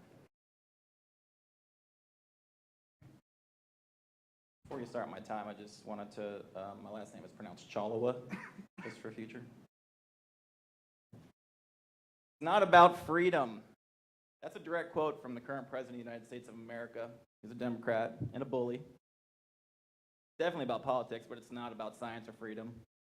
I wonder what it was about for those who fought against slavery and discrimination, or anyone who has ever fought and died serving our military. It's always been about freedom. Freedom is the bedrock of our country. But according to our current president, it's not about freedom. That's the current mindset of the administration and the White House. Their shameful ideologies have seemed to have trickled down into our school boards. Remember when classic liberalism used to advocate for the protection of civil liberties and limited government? Now it's mutated into a toxic, woke progressivism. It's infecting our country like a plague. But they made a very big mistake, and they decided that they're going to come after our children. They crossed a serious line. Now I'm pissed. I'm not having it. You know, Democrats don't care about freedom. When it comes to raising and caring for children, let's look at some of the other disgusting leftist ideologies we're fighting. We're talking about a party who accepts the murder of babies at full-term abortion. A party who says white babies are born racist and Joey, oppressive. You're pushing the limit. Please be respectful, okay? Well, you know, it's not about freedom of speech currently. A party who believes in masking children, it's a party who believes political activism and indoctrination by teachers is acceptable in schools. A party who believes in masking children to silence them and turn them into faceless and emotionless drones. A party who thinks if a child plays with toys or dresses and clothes of the opposite sex, they should immediately be confirmed as transgender and put on hormone-blocking drugs so that their parents can show them off like a fashion accessory, because really all that matters to them Joey, is the praise and acceptance enough. of their woke friends. Enough. What? Enough. Please Roll stop. up, You are okay? insulting Roll up. half of our I don't audience. care what you. I'm not saying anything inappropriate. And you guys need to stop, or I'm going to clear the boardroom. Transgender stuff onto the rules in our school. I'm not referring to, sir. I'm asking you to be respectful of people who. I'm asking you to be respectful of people who view things differently. I can't talk about their views. I literally just want to finish what I'm saying. Stop telling me what I can. You did this to me the night before. I can't even acknowledge what my district person did for an entire year, because you go on to silence people. You don't want to hear the truth, and it's going to come out. And I will fight you. I'll be here every weekend, and I will be yelling at you and screaming at you and telling you things that you don't want to hear. But guess what? This is America. I know you don't like freedom. I don't like liberty. I know you don't like the Constitution. All right, But you're guess done. what? I'm going to keep talking. Leave, please. Have a good night.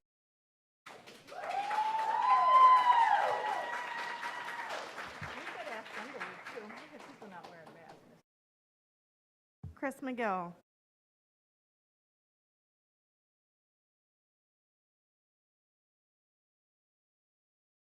How's it going, school board members?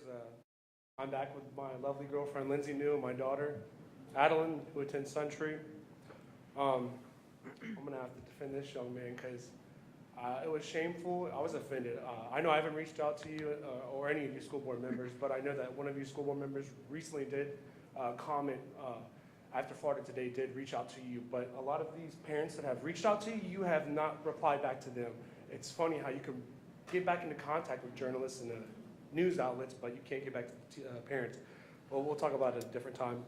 So today I'm here because I wanted to speak about numbers. And I crunched numbers in regards to COVID cases in Brevard County, and I compared them to Pinellas County. Pinellas County does not have a mask mandate for students or staff. Pinellas County has a population of 978,872 people. Brevard County has a population of 615,420 residents. September 7th through the 9th, Pinellas County School had 595 positive COVID cases. September 7th to the 9th, Brevard County Schools had 413 positive COVID cases. Pinellas County has 363,452 more residents than Brevard County. Pinellas County is the 8th largest school district in Florida with 157 schools. Pinellas County has around 104,000 students as well. Brevard County, I want to say, is the 11th largest school district in Florida with 113 schools.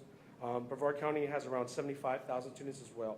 As you can see, Pinellas County has 44 more schools within its county compared to Brevard. Pinellas County has around 29,000 more students within its county compared to Brevard.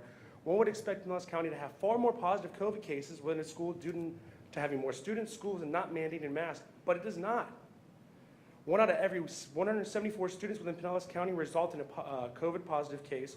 1 out of every 181 students within Brevard County result in a COVID positive case. Data shows masks do not work, nor do they slow the spread. Pinellas County school positive COVID cases have hovered between 54 to 272 over the past week. This is just the beginning. I will continue to crunch numbers from counties within our state of Florida and outside of the state of Florida as well, because people like statistics. It's not the mask that's reducing the COVID cases. It's the treatment being given across the state. That's why both mask and maskless counties are seeing a reduction in the COVID cases. And for the school board members' actions that they've taken, which they don't, it's not justifiable. And it's not, the science is not behind it either. We are going to be filing FOIA requests for certain institution, agencies, school board members, and other people to see who you're communicating with, because we believe you're not representing us, the people, you're representing personal interests and other people that really don't have our best interest in mind. And I'm going to yield my time, but I hope you guys make the right decision today. God bless you all. Thank you, sir.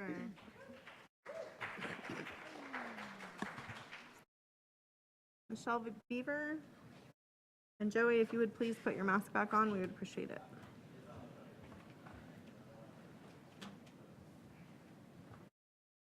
Thank you, sir. Whenever you're ready, Michelle. I'm going to start off with talking about what Martin McCullen had mentioned before. He's a contamination control engineer. He's an expert.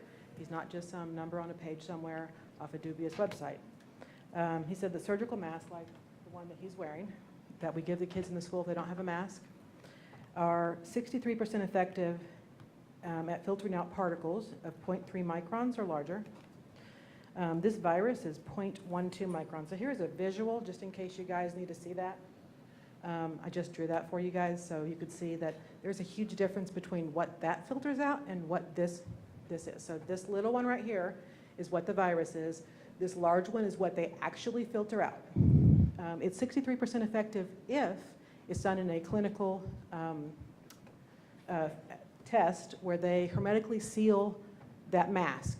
Okay, so that doesn't mean when we put it on a kid, it's hermetically sealed, obviously.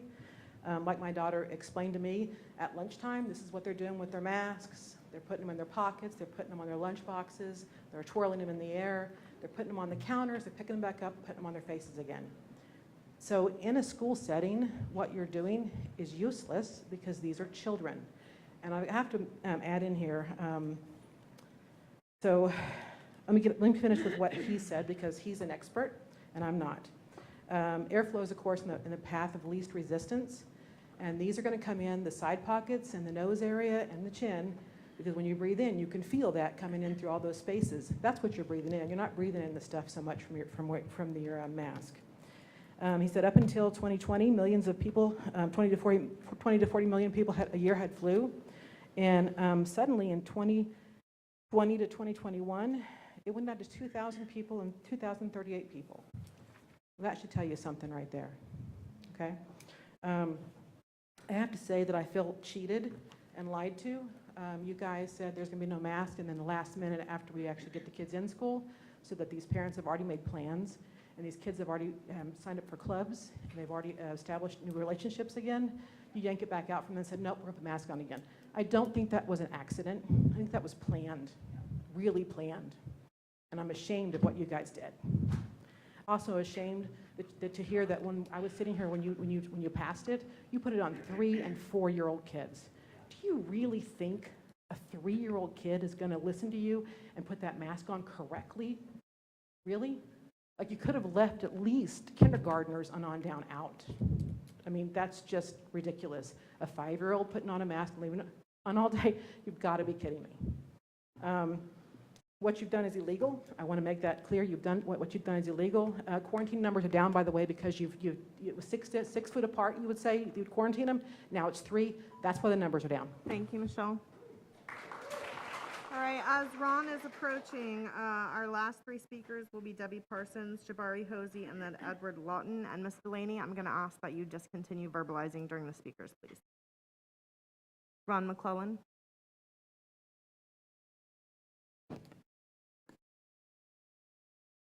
Madam Chair, members of the board, Dr. Susan, neighbors, and friends. Here to talk to you about another contentious item. Hold on one second, Mr. McClellan. I think we're going to raise the mic for you. How do we do that?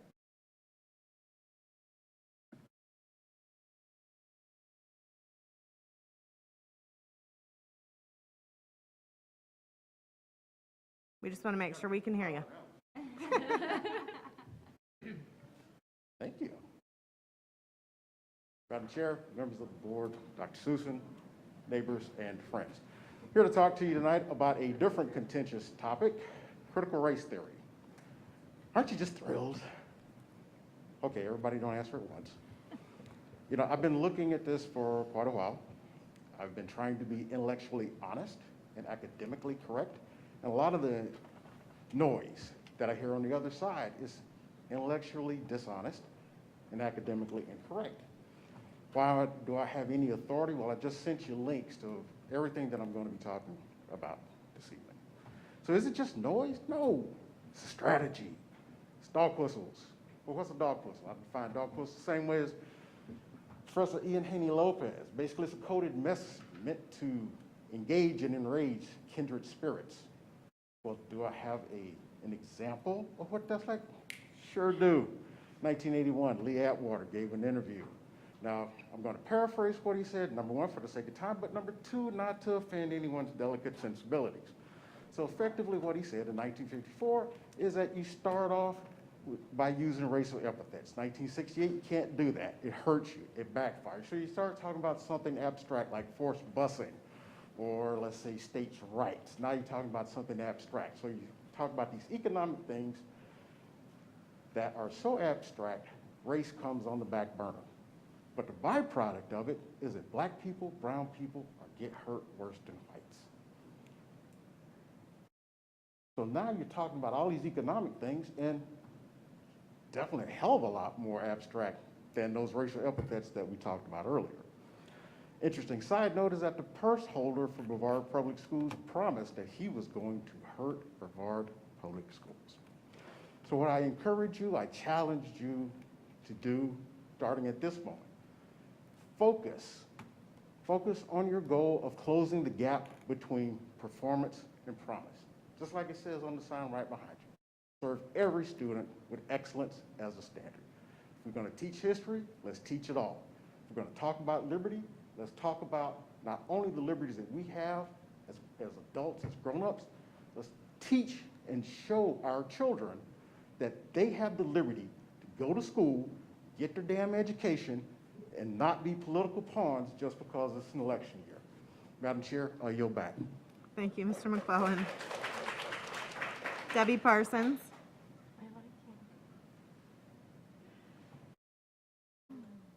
Hi, thank you for letting me speak tonight. I'm going to give you something else to listen to other than COVID, even though that's important too. I want to talk to you about the busing situation. My daughter, she's in middle school, and we live in North Merritt Island. Both my husband and I, we both work outside the home, so when the bus finally comes for her, she's had to walk to the bus stop on her own. The bus does not stop right in front of our house. It stops at the end of our neighborhood where she can't see the bus from our house. So she has to walk to the bus. It has a normal time it's supposed to be there. But due to the lack of bus drivers, they've had to combine routes. They've had to combine high school route with middle school route, which in turn will cause my daughter to have to wait at the bus stop with mosquitoes, okay, with the danger of being by a main road and all the dangers that come along with that. And then if there's inclement weather, she's stuck in inclement weather. Because if she leaves that bus stop, she will miss the bus and she won't be able to go to school and she'll lose the right to education. So my concern is, if we know that we have this problem with a shortage of bus drivers, why don't we use some of the COVID relief money that the district gets, put in a bonus, a signing bonus, for potential bus drivers, just like Orange County did. Get us some more bus drivers so we lose the problem of having bus drivers having to do double routes and causing students to get to school late. My daughter just on Friday, she was late to school. The bus picked her up 45 minutes late. She sent me a message. Oh, that's another thing. I had to get her a cell phone number so that when I'm at work, I have her message me. I'm at the bus stop. I got on the bus. And then on the way home, she lets me know I'm at the end of our road. So I know when my daughter is going to be home. I had no clue otherwise because it was always late. I would call the school. The school would not have any answers if they were even there at that time because it's so late. I called the bus office. No one at the bus office could give me any information. So I had no clue where my daughter was. It's an item of safety. Another thing that we can do, we can add, just like Volusia County has, Where's My Bus app that works along with GPSs that are in the buses. At any time, a parent can know if they're on that bus where they are and when they're going to get picked up, if they haven't been picked up yet, and when they might get home. So we're not worrying, where's my kid? I shouldn't have had to get my daughter a cell phone number so I know she's safe when it comes to riding the bus. Thank you. Thank you, Debbie. Jabari Hosey.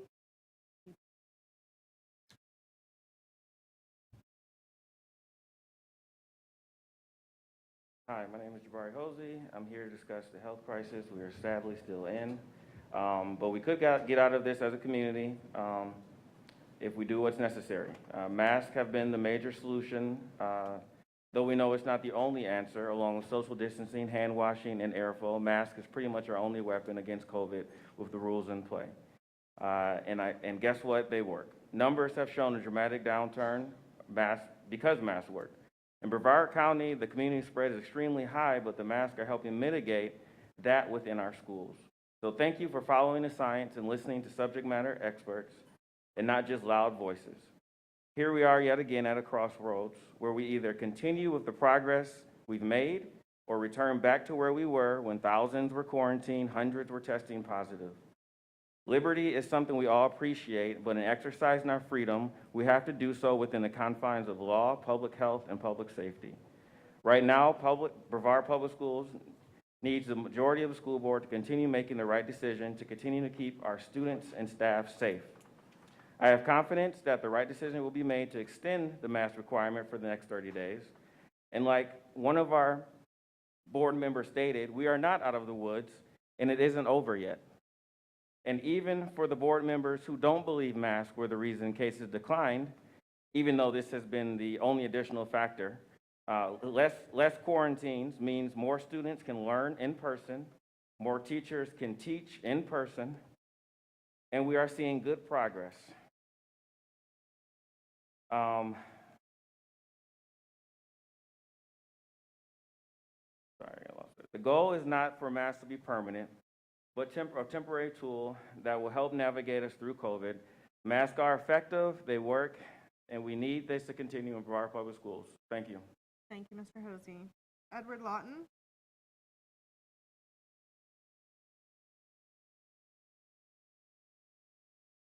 Well, COVID-19, I'm not going to talk about it right now.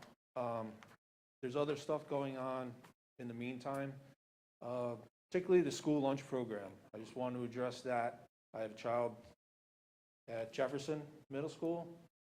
Now, they have about 30 minutes, from what I understand, from the end of the class to get their lunch and to eat their lunch and get back to the next class. Now, repeatedly, she comes home, there's not enough time for kids to get a lunch. The lines are very long. They don't have time to get their lunch, let alone eat it. Sometimes they get the lunch and it goes right in the garbage because they have to go. Now, I don't know if that's a faculty thing, if it's, not enough people on staff, scheduling. Something needs to be addressed because, everyone's worried about the safety of the kids and the health of the kids. If they're hungry during the day, they're not getting a lunch, that's a big factor. I don't know if that happens in other schools or if it's this school in particular. Do you have other schools that run smooth where there's not a problem? Maybe you could base something on that. I don't know. This is new to me because we just started in the school this past year, and something that needs to be addressed. So I don't know if there's anything that can be done, looked into, but I'm sure it's a big taxpayer amount of money that is just going in the garbage. I'd like to see the numbers on that. If things can't be fixed on that, I'm sure everyone would be interested in seeing how much money is wasted, how much food is wasted if these kids aren't even getting to eat lunch. So just a little break from the COVID. Thank you, Mr. Lawton. And Mr. Lawton, can I just ask you really quickly, have you spoken with your child's principal on that issue yet? Okay. Our staff will certainly follow up with you, but if you would please reach out to the principal so that they're aware and can take a look at the specifics at their school, that would be perfect, okay? Ms. Belford? Yes. If Mr. Lawton hasn't provided his contact information on the card, Mr. Lawton, would you please provide it to Ms. Escobar before you leave this evening? And I will ask our principal from Jefferson Middle School to follow up with you tomorrow. Thank you, Dr. Mullins.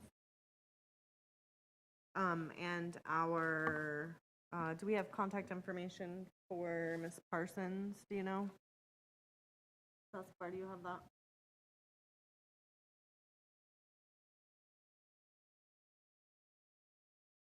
Yes. Okay. So, Ms. Parsons, we will ask staff to follow up with you as well. All right, so board members, that is going to wrap up our speakers for this evening. Are we good to move into our consent agenda, or does anyone need a break? All right, then that is going to move us into the consent agenda, Dr. Mullins. There are 14 agenda items under this category. Thank you, Dr. Mullins. Does any board member wish to pull any item from the consent agenda? Hearing none, I'll entertain a motion to accept the consent agenda as presented. Second. Moved by Mr. Susan, seconded by Ms. McDougall. Is there any discussion? Hearing none, please vote. Hey, look at that.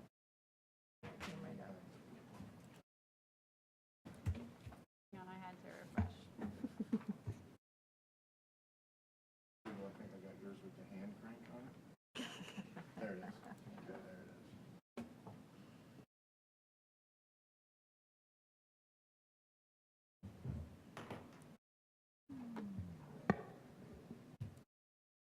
is. All right, and the motion passes 5-0.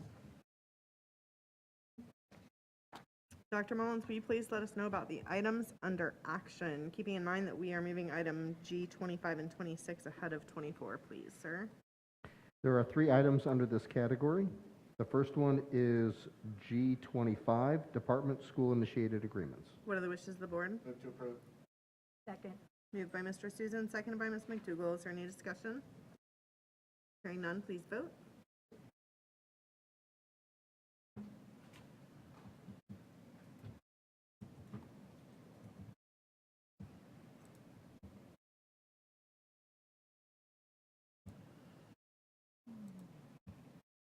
The motion passes 5-0. Dr. Mullins? The next item is G26 on procurement solicitation. What are the wishes of the board? Move to approve. Second. Moved by Mr. Susan, seconded by Ms. Campbell. Any discussion? Hearing none, please vote.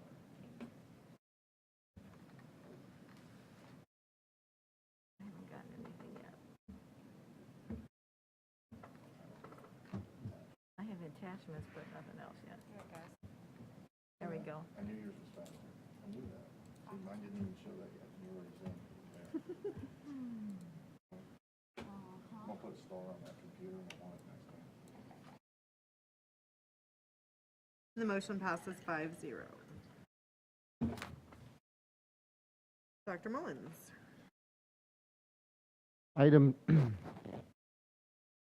We are now at item G24 on emergency K-12 face covering requirement.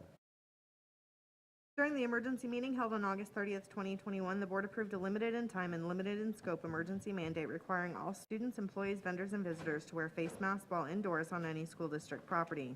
The board also agreed to reevaluate COVID-19 levels within the schools to determine if it is safe to move the mandate back to an optional model with a strong encouragement to use a face covering within the 30-day time frame.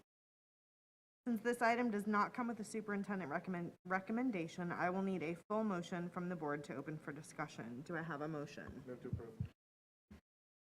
Mr. Susan has moved. To open it for discussion, but So what is your, so I need a full motion because it's not there's no recommendation, so. I would like to make a motion to re-implement the emergency K-12 face covering Hold requirement. on one second, Ms. Jenkins. I would like, I would like. I'd like to open up a motion to add an opt-out into the plan so that we can. So, audience, if you all could please stop so that we can get through process. Yep. So, Mr. Susan, what I'm understanding is that you are making a motion to extend the current mask requirement with a parental opt-out. Yes. So I have a motion by Mr. Susan. Is there a second? Hearing no second, the motion fails. I'll entertain a second motion. Can we just wait a second? Well, it was a question. I just want to make sure I understand the motion as stated. You actually want to extend it another 30 days beyond the 30 days we're in, but this time with an opt-out, is what you're saying? Yes.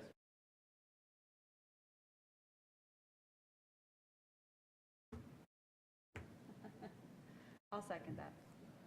All right, so I have a motion and a second that will open for discussion. So to clarify, Mr. Susan, for record-keeping sake, my understanding is that you are making a motion to extend the current mask requirement from September 30th to October 30th with a parental opt-out option. Okay. Giving any parent who wishes to fill out an opt-out form the ability to not have to wear a mask. Okay, so I have a motion and a second, and I open for discussion. Is there any discussion? Ms. Susan has to go first. Yeah, I could, but I could defer to the end, so that's what we normally do. I'll take anybody else's and then I'll go. Okay, so typically Mr. Susan would speak first since it's his motion, but he is yielding, excuse me, allowing other board members to speak. No discussion? Ms. Yes. Campbell, you have discussion? Yeah, I'll go ahead and, there may be other motions, but I'll go ahead and share my thoughts on any that might be coming now. So you may regret that you let somebody else go first.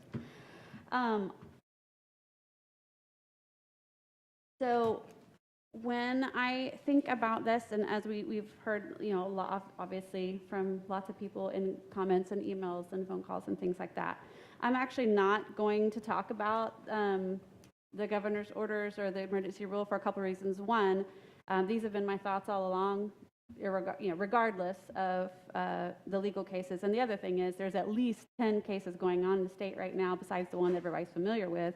The majority of those cases are questioning the legality of the governor's executive order and or the Department of Health's emergency rule. So I'm just setting that to the side for right now. When we talk about the mask mandate and the safety, I have to go back to, it really correlates for me as I was thinking over the last week, what we think about and what we do in practice when it comes to student safety, other kinds of safety. And over the past many years, when there have been tragic events, school shootings and things like that, across the country, not just across our state, but across the country, school leaders start thinking about that and make changes. Legislators meet and make new laws, and we revise and up our game when it comes to school security. And so that we have that priority that we're going to keep our students as safe as possible within reason. And I add those words because if we really wanted to keep our students as safe as possible, there would be more things that we would do. There would be, we would cut funding for certain areas because we are limited in funding so that we can put more funding into things of safety. We would have fences instead of 8 feet high or 10 feet high. We would have metal detectors for students to go in through before they walk into class and a safe way for them to do that. We'd have either clear backpacks or no backpacks. We'd have, more cameras and all this kind of thing. But the reason why we don't have all those things is because we have other priorities as an organization, the education of our students, all the social activities that go along with that. It's a whole picture. We can't just look at one lane. We have to look at the totality of our mission, which the number one mission for us is not, the mission is not safety. We're going to keep them safe while we're accomplishing our mission. And so that's why we have to add that within reason. So when I think about our COVID safety, I'm thinking about it in the same way. We want to keep our kids as safe as possible within reason. And so my question for myself as I think through this is, what is reasonable? And I really think, even though people have been so back and forth, and even as a board, we have all had these different thoughts, and we're looking at, and we say, oh, it's just not, that's why it's not so clear. You just look at the science, and the science says this. We're all looking at the same science, but our level of tolerance for what is reasonable, we all have a different definition for what's reasonable. But for me personally, to continue the mask mandate is becoming less and less reasonable. And I think when we have looked over the past year, this will be tonight our 5th vote, official vote on masks since the beginning of this whole thing. And even I, for one of those votes, last October, changed course and voted to put the policy in place. And the reason why is at the time, and I've gone back and listened to that night many times, say, okay, do I still feel that way? How do I feel the way, what's changed? And lots of things have changed. But at the time, when I looked at what was reasonable, we were only knowing what we knew a year ago. We did not have a vaccine. We were seeing at the time our cases in our schools spread far less than out in the community. And we were also right at the moment when we had so many families who had started the year e-learning who were wanting to come back, who we needed to come back, because we saw how our e-learning students were just not thriving, most of them, and really needed to come back into our schools.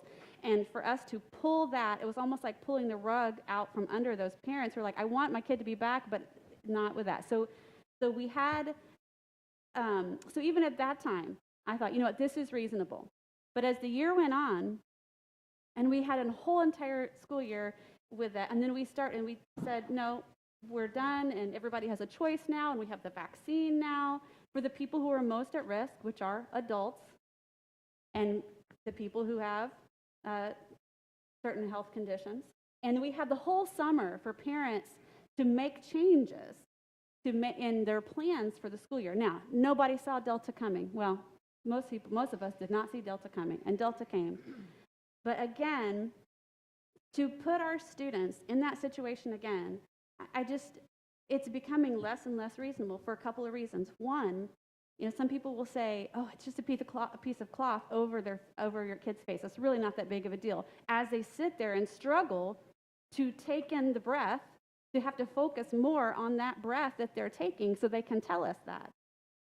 Masks make breathing more difficult. I'm not talking about carbon dioxide studies and all that. They make breathing more difficult. We all experience that. They make speaking more difficult. They make hearing more difficult. And so they make teaching more difficult, and they make learning more difficult. And that is the big picture of what we do, is education. And so it's becoming less and less reasonable. It's especially becoming less and less reasonable for me, considering that this policy is the most restrictive policy that we've had in place. Not only do we don't have the exemptions for the younger students, because we dropped the words that we had last year, and I don't even know if anybody really paid attention to it in the meeting, And I wish I could go back and add these words back in. I don't know if that would have found consensus. But we dropped the words that said, when social distancing cannot be adhered to. And so just understand what that means is any of our employees who work in this building in their own office, not even just in a cubicle, but in their own office, if they're sitting in their own office by themselves, they better have their mask on because that's what our policy says. If a teacher gets to school in the morning and they're sitting in their classroom by themselves and no students have even been in there to breathe any of the air and, let any of their germs in there, they have to have their mask on because our policy says when you're indoors, you have to have your mask on. And so we have the most restrictive policy that we've ever had, and I believe that is not reasonable.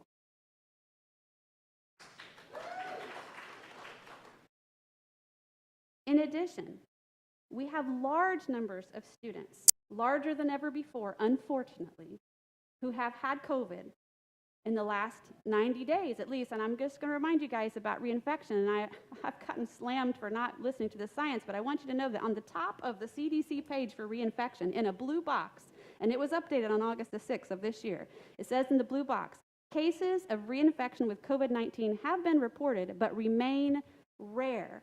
There was a science update that CDC put out.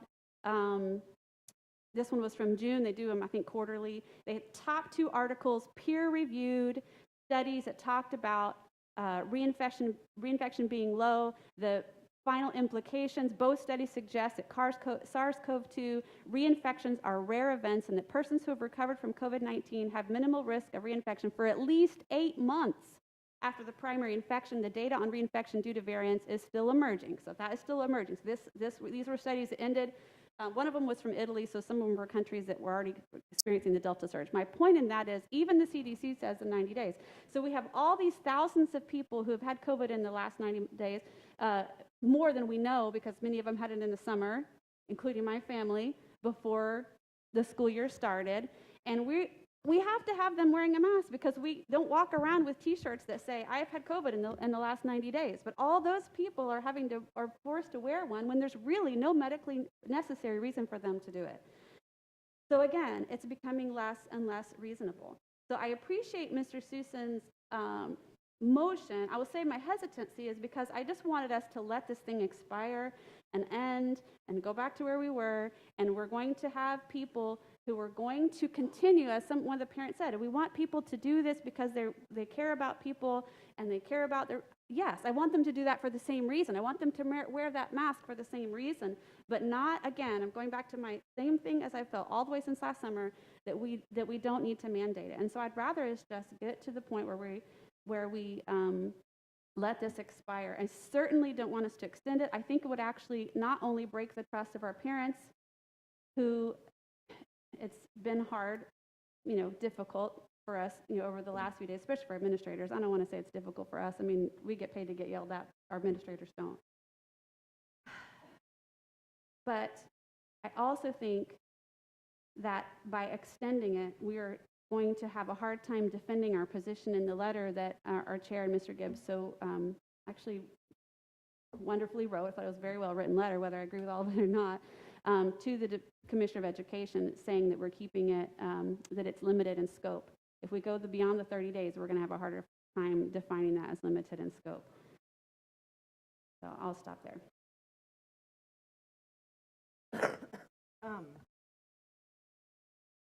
Yes.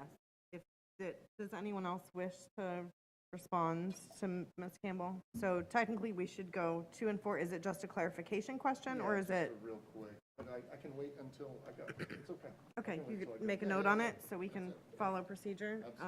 Ms. Jenkins, you indicated you would like to respond. Sure. I'm going to be pretty quick about this, just because of this motion. But a lot has been said tonight about making it difficult for our students to speak, to hear, to learn. I have a master's degree in communication sciences and disorders. I'm a speech language pathologist.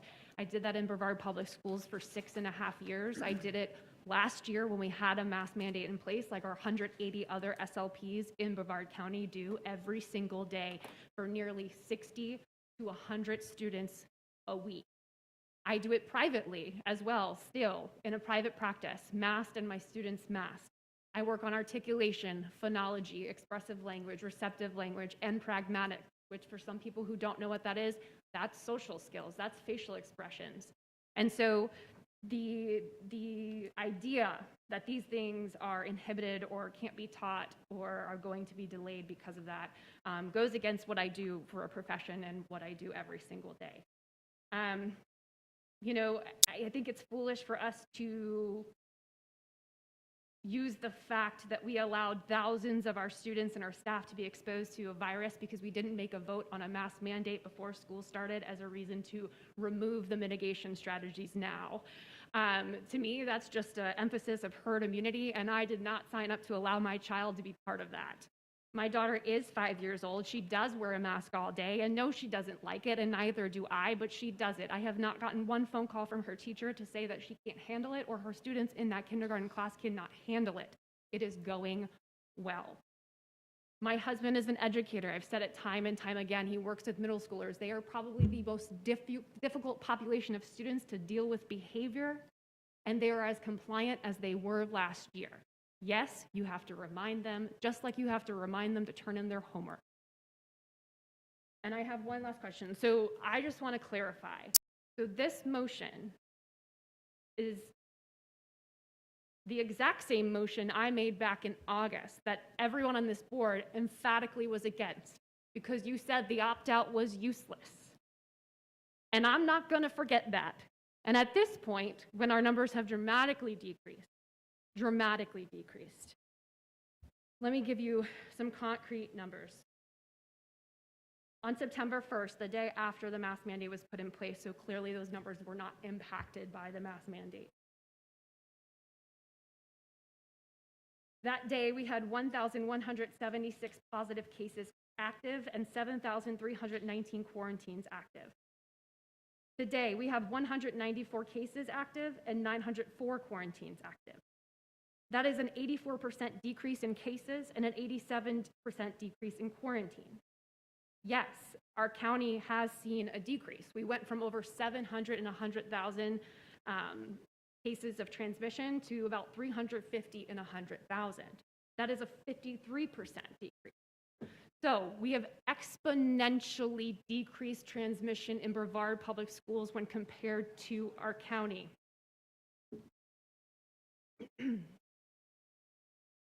Another thing to keep in mind, not only do we decline exponentially, we have way more kids in our schools now because we are not quarantining thousands and thousands of children every single week. So really, we should have seen equal to the community or even more. And we actually saw a larger decrease. So I am absolutely against an opt-out option, just like every single one of you were back in August. Thank you. Thank you, Ms. Jenkins. Mr. Susan? Oh, go ahead. No, I'll wait until, I'll go. So I also had the same figures with where we were and where we are with the quarantines. And I know we talked at the last meeting about, and we heard from our community, that quarantines were extremely high. And parents said, we want our children in school. We want them in school. Why are you quarantining? And with the mask mandate, when people are wearing a mask, everyone is, we don't, and somebody in the classroom has COVID, and people are wearing a mask, we don't have to quarantine those children. So we want them in school. And one of the ways that is helping us have our children in school is our mask policy at this time. Do I want this forever? Absolutely not. Do any of us up here enjoy wearing a mask? No. But I think we can, I would like at least another 30 days to see if we can bring these down. I don't want this forever. We had a mask mandate when we were, last year, when we were at, I think, 8%, 10%. We're way above that now, positivity. And we're thinking about removing it. Wearing a mask is to protect our community, to connect our other people in our area. So when I sneeze or cough, my droplets are big and they're going to be in my mask. But if I didn't have my mask on, they're going to start big and then go small, and then they're easily passed through. So a mask protects my fellow board members, people that I'm with. And I I am not in favor of an opt-out at this time. Mr. Susan. Thank you. What I wanted to do was put together a package of not only data, but also efficacy and also bearing on students, bearing on staff, just like I did when we were doing this originally on August 30th. So the numbers situation, according to the exact same places that I've been quoting from the beginning, which is, and I've actually never quoted outside of the CDC, Facebook pages from our local hospitals, and the DOH, and our own numbers, okay? So currently, Health First on August 26th had 291 hospitalizations. Now, September 15th, because they went to a 7-day roll, they have 165, which is down 43%. And once they come out with the 7 days, which I think is going to be tomorrow, I've got indication it's significantly less than that. So we'll probably break 50% from the COVID for Health First. Parrish, to their defense, that they said that the reason that the numbers came down was because of the deaths, okay? That's not from what Health First and other hospitals have had, but that's a legitimate argument. Their last numbers showed that they were down 25%. Can't say if they're down or up because they haven't produced those. If you look at the DOH, you can kind of follow some other theories. So I wanted to put that inside there. Currently, we are 48th in transmission rates in the state of Florida. So out of all of the counties throughout the entire state of Florida, we're 48th. We're not in the top 10, we're not in the top 20, we're not in the top 30, we're not in the top 40. Last time, we had the current number of cases per 100,000. So, like, I appreciate the percentage of positivities, right? But there's so many anomalies that happen with that, with how many are testing, I think that the true number, which I've always kind of gone by, is how many per 100,000 are we having per day, right, on a 7-day rolling average. Currently, right now, we're at 309. So 309 people every day in this county get COVID. The last time we had that number was July 23rd through the 25th. So what I'm about to lay out for you guys as we move through this is that the consistency of one fact is that not only are all of our numbers coming down, not only did they start on roughly about August 20th, not only are they consistent with school districts and counties that had and didn't have mask mandates, but they're also right around the July 15th to the 23rd numbers, depending on which number we go to.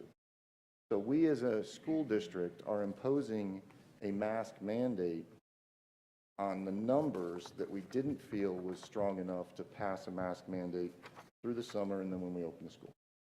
The next one is our daily quarantines by Tammy show that on August 30th, we had 141 employees and 1,245 students that were contact traced because they were closest to an actual employee or a COVID test, and I was told that that was the COVID kids. 20 now for the employee and 174 for the students. That's 96% drop in both. And some of you guys may say that's because we have a different mask policy and we're quarantining less kids, right? That's also because that's consistent with the numbers of COVID numbers that are coming down. Our own BPS COVID dashboard on 8/5, which was August 5th, we had 58 employees, 95 students. That was prior to school opening up, right? So we're finding test positives because those were only in sports, band, that kind of stuff. On 8/30, we had 67 positive tests. This is the day that we voted, and we had 435 students. Currently, on our own BPS COVID dashboard, this is not quarantines, this is people that test positive. We have 6 employees and 79 students. That's down 91% employees and down 91% students, pretty consistent. So we have a situation where our COVID positivity rate in our schools has declined 91% since the day we moved on the mask mandate. Next, CDC's COVID Brevard numbers. So this is an interesting thing that happens. The CDC, I sent you guys the link just recently, and it's what I referenced before and is inside the minutes. CDC has up-to-date numbers, which the DOH is like lagging by a week. So what ends up happening is that you can go to the CDC site and see pretty much up-to-date within the last 3 days. Their current total cases in Brevard are 2,165 over a 3-day period, or over a 7-day period, rolling 7-day average. And the hospitalizations are 125 over a 7-day. That's new hospital admits. The total cases when we announced that we were going to do the mask mandate was 4,520. And the total hospitalizations over a rolling 7-day period of admits new were 310. So if you look at those numbers, those are significantly reducing by 50%. Also, the DOH had new cases. The last time that we saw the numbers that we have currently was July 16th. So on the bell curve of cases going up, cases going down, July 16th was the time that we have now. So when we look at our school board members making decisions on should we or shouldn't we wear masks, all of the numbers are coming down, and the last time we had these numbers was consistent with between July 13th and July 20th, right in there, depending on which one you pull. All right, so if you also, there was some kind of look at, there's people that were saying that the masks are the reason that the numbers came down, and it might have some kind of an impact. I don't know, I'm not gonna sit and say yes or no, but I will tell you, consistent with every single number that's on the CDC website and on the DOH, whether it's students, whether it's on 12 and older, is that it all started on August 20th. And the other thing that is consistent on it is whether you look at Escambia County, Santa Rosa County, all of the counties that don't have a mask mandate, or you look at the ones that did, the bell curves are all consistent. Okay? So to say that we are going to not have more cases if we have the masks, I would argue against that with the consistency that the other bell curves in those counties have been adjusted. So everything that I just said, I have emailed Ms. Escobar, referred to the CDC, the DOH, and those Facebook pages. They are consistent with other all across the state of Florida, and I find it hard for us to believe that we, as school board members, would open schools under one piece, but then on the other side, when we get there, we end up saying no. Okay. I would argue that if you look at bell curves of COVID throughout the last 2 spikes that we've had over the last year and a half, the curves of COVID follow pretty much the same. So whether we were masked, unmasked in different counties, once it starts going down, it's consistently going down. Whether you had masks or not in other counties, that's a consistent argument. Now, the next piece is that we're still violating the DOH order by the governor and by the commissioner who sent us the letter. I asked Paul ahead of time. I wanted to say he had stated before when we did this originally that we were in violation of the DOH order. Paul, are we still in violation of the DOH order? Depending on the outcome of lawsuit, potential that we Sure. would be found in violation. Yeah. At this time, I understand what you're saying, and this was that seesaw effect I was telling you about. But Paul, consistently right now, are we in violation of the DOH letter? The plain language of the DOH rule, I would say there's a good possibility of violating the plain language. Is that a violation of the law and illegal? There's a whole lot of analysis that goes into that conclusion. Okay. All right. Okay. Just so everybody knows, Paul likes to tell me no on everything, so this is consistent with the way Paul is. Paul, I appreciate you as an attorney. Thank you very much. I just don't want anybody to say I'm saying it's illegal, because that's like a whole nother argument and conversation, because it takes more into account of other actions in place. Okay. All right. Next thing is that the efficacy of the masks inside of our schools being worn, and I appreciate the hard work and the determination of our staff. I really do. Our principals, our staff are trying to push what our board, with the majority, pushed through. But to say that all of the kids are actually wearing the masks is not fair to say that. We have students that are dropping their masks below their faces. They're pretending like they have water on top of their desks. There's consistently not a consistent message of wearing masks. Now, I will tell you, that's not a ding on anybody. That's not disrespectful to anybody. It's just what it is. You can't force the kids to completely follow the mask mandate. There's kids that just aren't, and there's going to be teachers that don't. And so what we end up having is that we're forcing the kids to have a mask mandate at the same time as we don't actually have it being implemented 100%. Now, with that said, and I actually have an email that I wanted to read to you guys, which backs up this, and this is consistent with a couple of them. Today, as I was taking my third grader to school, after he was well checked, we were chatting, he's complaining that not everyone wears a mask. I said, but your teacher wears a mask, right? He replies, no, not always, which is why I feel unsafe and really wish that I had e-learning again. Why the hell should he follow any of his teacher's rules if he doesn't follow the ones implemented by the county? I did immediately speak with one of the assistant principals because this is not okay. She's 8 years old and it goes on. We've received a couple of these emails, but the fact is that the efficacy of the masks and having you, people can't look at me and tell me that kids in pre-K, kindergarten, first, second, that they're all wearing their masks. It's difficult. And so what's ended up happening is our teachers are playing the put your mask up, stop that. The ones that are actually trying to do exactly what our school district does, they're losing education time. On top of that, one of the things that I am extremely upset about, and I'm gonna follow up with Dr. Mullins on this afterwards, is the fact that I'm hearing that some of our teachers are being told that if they don't follow the actual mask mandate and do it to efficacy with kids that don't want to, that their evaluations are going to be dinged. And I need to make sure that we are sending a clear message that they are to push it. But if somebody's going to turn and start dinging them on their evaluations, that's not fair.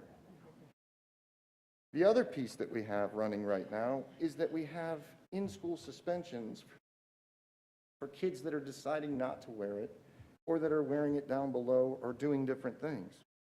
We're losing kids' education and the education of the teachers inside the class while we're trying to enforce this. And I'm not making this up. This is happening in our school district. And anybody that ever says that this thing is 100% being followed is wrong. There's always going to be an anomaly. Now, we can push, and yes, the majority of the board said so. We're going to push and make it happen. But it's not actually 100%. So with a policy that's not 100%, with numbers that are consistent, that it peaked and started coming down 10 days before we actually voted, with bell curves that are consistent with other school districts that have no mask mandate, with the effect of education and the things that are happening inside, I wanted to make a pitch because I did not feel that this board was ready to do no mask. So my thought process was, if I put across this, I might be able to get somebody to vote for a third to give an opt-out. And in the event that this doesn't work, or does work, we can make a motion to actually go the full route. But at least we could get an opt-out. Because if you go with the full route, and then it's voted down completely, and then the mask mandate is implemented, we can't go backwards. So I wanted to make an opt-out, then come to the actual vote if we could on the other one. That's what my thought process was. That's it. Thank you. Thank you, Mr. Susan. Is there any additional discussion, any follow-up needed on that motion? Yes, please. Ms. Jenkins? I just You know, I find it so interesting because we had a mask mandate in place since August of 2020, and nobody had a problem with the inconsistency of staff and students wearing masks back then. We had it for an entire year. Yes, it's not 100%. We have children in schools. That is not an excuse not to be wearing a mask. I also have an issue with one of the numbers that was presented. We are not in the same place that we were in July. Our cases in July were 100, you know, depending on the day, within the 100 range in 100,000 cases. That was our transmission. It was absolutely not 300. And so that is a huge, huge, huge difference. On Friday, the county had an update with the Department of Health for COVID for Brevard, and they made it very clear. Yes, our numbers have dropped significantly, but 350 on Friday. You say we're 309 today, that's fine. It's still not good. But at the time on Friday, 350 is still in the high-risk transmission category. So instead of doing horrendous, we're doing horrible. And so because it's a bell curve and we assume it's going to go down, great, I hope we do. And I hope that 30 days from now we did go down and we don't need these masks anymore. But what we're deciding to do today, and what it sounds like some people are thinking, is the same thing that we did back in May. We assumed what it would look like in 2 to 3 months. And boy, were we wrong. I wasn't wrong, but the rest of us. Thank you. Ms. Bedford, Can I, I'd like to, as she got to go, if I could follow one with my follow-up with the numbers, so that I could show what that difference is? Yeah, do you want to hear from Ms. McDougall first? Absolutely. And that way you can respond to both, Yes, sir. Ms. McDougall. Yes, ma'am, yeah. so I get concerned because what I have heard from our principals, and I went and visited several of them this week, that they're excited because they're not quarantining kids and more kids are in school, which is great. And if we remember when we didn't have our mask mandate, they were spending, along with many of their admin staff, doing nothing but calling families and saying, come get your kid. You need to be quarantined. Over and over again. And they were at their wits' end. I am very concerned if we should remove this, that they are going to be back right where we were before. And then I know Mr. Seuss, I knew another fellow board member has talked about that we are, and people have thrown the word illegal around. I just want to remind us, in this country, we have always had laws that were not so great, and people stood up to them. And we are trying to keep our students and communities safe, and that's all we're trying to do. And I don't think that we always have, that as a state, country, whatever, we pass laws that are in the best interest, and that has been shown in history as they have been overturned. So I just want us to kind of remember that. So. Thank you, Ms. McDougall. Mr. Susan? Yeah, so Ms. Jenkins is 100% right. In July, on July 15th, there were 100 cases per day average. She's right. There's no doubt. And exactly what I said was that on July 23rd, there was 309. So she's right. The data says that in July 15th, July 14th, heck, all the way from July 9th all the way through to July 15th was 100. And then in July 23rd, it was 300. Now, I'm right, she's right. That's a good point. No. But it also goes into the other point that I made, is that if you look at all of the bell curves throughout all of the COVID bell curves, whether that's whatever county, they go up and they go down, almost pretty consistent. So that's a great point to make, Ms. Jenkins, in that, yes, those days are 100, and then it goes 200, then it goes 300. So if we are following every single bell curve that we have had, consistent with the current one, chances are we're going to drop right there too. That's all. Ms. Belford, may I just really quickly? Also, hang on, I'm not done. I totally understand, Ms. McDougall, the illegal piece. I do. Like, I get you. That is you as a school board member. You're right as an individual, and I support your views and what you make your decisions on as an individual. I do, 100%. I would never take that away from you. That is why you were elected to do that. My only point is that we've never, as a board, made decisions to go against the rules. We've always tried to amend those rules properly. That's all. So from my perspective, not from yours, and I understand yours, I truly believe that we should follow that until it's found illegal through the courts. I just would like to clarify that for you. Thank you, Mr. Susan. And then the last piece, the quarantining issues. Absolutely, like you are 100% right again, Ms. McDougall. The quarantining policies that we had were 100% difficult, and our staff was plowed. But there are other counties which have been pointed out by multiple people that they've adjusted their quarantining rules. And there's a lot of data to suggest that the 6-foot rule is not as effective as people may have thought. And that's why I was trying to request the data over the quarantine so that we could take a look at it. So in the event that the vote doesn't go my way, I would still love to try to grab the data so that we could take a look at it to see the efficacy of it. And if we could say that, that's all. Thank you, Ms. Belford. Thank you, Mr. Susan. So, Ms. Jenkins, I heard your request. With our updated guidelines of following Robert's rules, we only speak twice on each issue. So if it's okay with the board, I will go ahead and call the question on this motion. That's fine. Okay. Do you want to say anything? So, not yet. So, Ms. Escobar, do you need, since it was a board motion, do you need a verbal She's vote? gonna need it. All right, so all those in favor of the motion on the floor, please signify by saying aye. Aye. All those opposed signify by saying nay. Nay. Nay. The motion fails 2-3. All right, hearing that motion has failed, I will entertain another motion. I would like to make a motion to reinstate the emergency K-12 face covering requirement with the addition to the mask being able to be removed when social distancing is able to be adhered to. All right, I have a motion on the floor from Ms. Jenkins, and I have a second from Ms. McDougall. That will open for discussion. Ms. Jenkins, your motion. Thank you.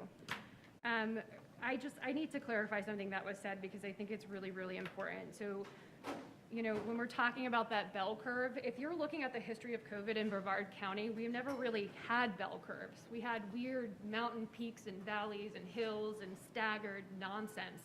And the only time we have anything that is even like a symbol of a bell curve was this past July when we were at a low point and we started to get up to a peak at the end of August. And yes, it's starting to look like a bell curve, like it's coming down, but we have no trend to prove that it's going to continue to go down like a bell because it hasn't happened since the beginning of COVID in Brevard. And that is why I brought that point up. Yes, you are correct. It jumped to 300 towards the end of July. Absolutely. But we have absolutely no idea how it's going to continue to move. And that's why I'm harping so hard on that, because I don't want the public to hear that and just think that we've gone up and down, when really we were just kind of on a roller coaster making different squiggly lines. You all know where I stand on this issue when it comes to masks. One of the things I think is really important to ask, though, is Dr. Mullins, I know you're probably not going to be able to answer this fully, but I'm going to ask you anyway. Did we have a mass exodus of students after we put the mask mandate in place on August 30th? We have been monitoring enrollment. It has not declined since. Thank you. And have you been getting phone calls from administration with massive concerns about being able to handle discipline of masks on both staff and students? I have not. No. Thank you. Okay. The only other thing I'll say is, you know, we hear a lot of people saying it's illegal. I've heard our lawyer say very clearly that is not a term that he is using at this point, and even if it is, I've said it before, $40,000 is never going to tempt me to make the wrong decision for 80,000 students and staff and the community members that they interact with. And I think that right now we clearly know that these are making a difference. This is not the time to remove them, especially now as opposed to last year when we have a 30-day limit on it and we have to talk about it again. I think it's really important that we stay on the right track, do the right thing for our students, staff, and community, and talk about it in 30 days. And hopefully we will be at that bottom of a bell and we can just move on from this. So thank you. Thank you, Ms. Jenkins. Is there any board member that wants to speak in opposition? Ms. Campbell? So I appreciate the amendment to add the language back in that we had last year when social distancing cannot be adhered to. I go back to what you were talking about earlier. When I said it was difficult to speak, and you said it's not difficult to speak, here's what I'm talking about. And I've subbed in our schools, filled in for people before we put the mandate in place and after. And before we put the mandate in place, I could, when I had little first graders and we were doing phonics, back up to the chalkboard, take my mask down, and let them see my lips and let them hear me also, because it's hard to talk very loudly through a mask all day. Afterwards, when I subbed in a middle school classroom the following week, I couldn't. And at the end of the day, and I'm not the only one, people are doing it day by day by day. Teachers are talking louder and louder and louder, especially the bigger the class or the bigger the classroom. It is difficult to speak. Our numbers have increased, absolutely. And I have shared with several people that, the disappointing thing is we will never know. We really won't. And if we say, the people who are trumpeting, it was all the masks, we really can't know that for sure.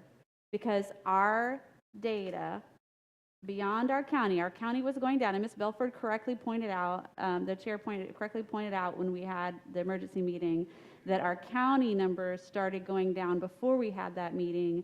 Our school numbers, they had just started going down. They'd gone down 1 week. Our school numbers had not gone down yet. But our very first dashboard after the meeting, which was the very next day, which the mask mandate could not possibly have affected, we dropped from our highest number of 698 cases over 3 days to 435 over 4 days.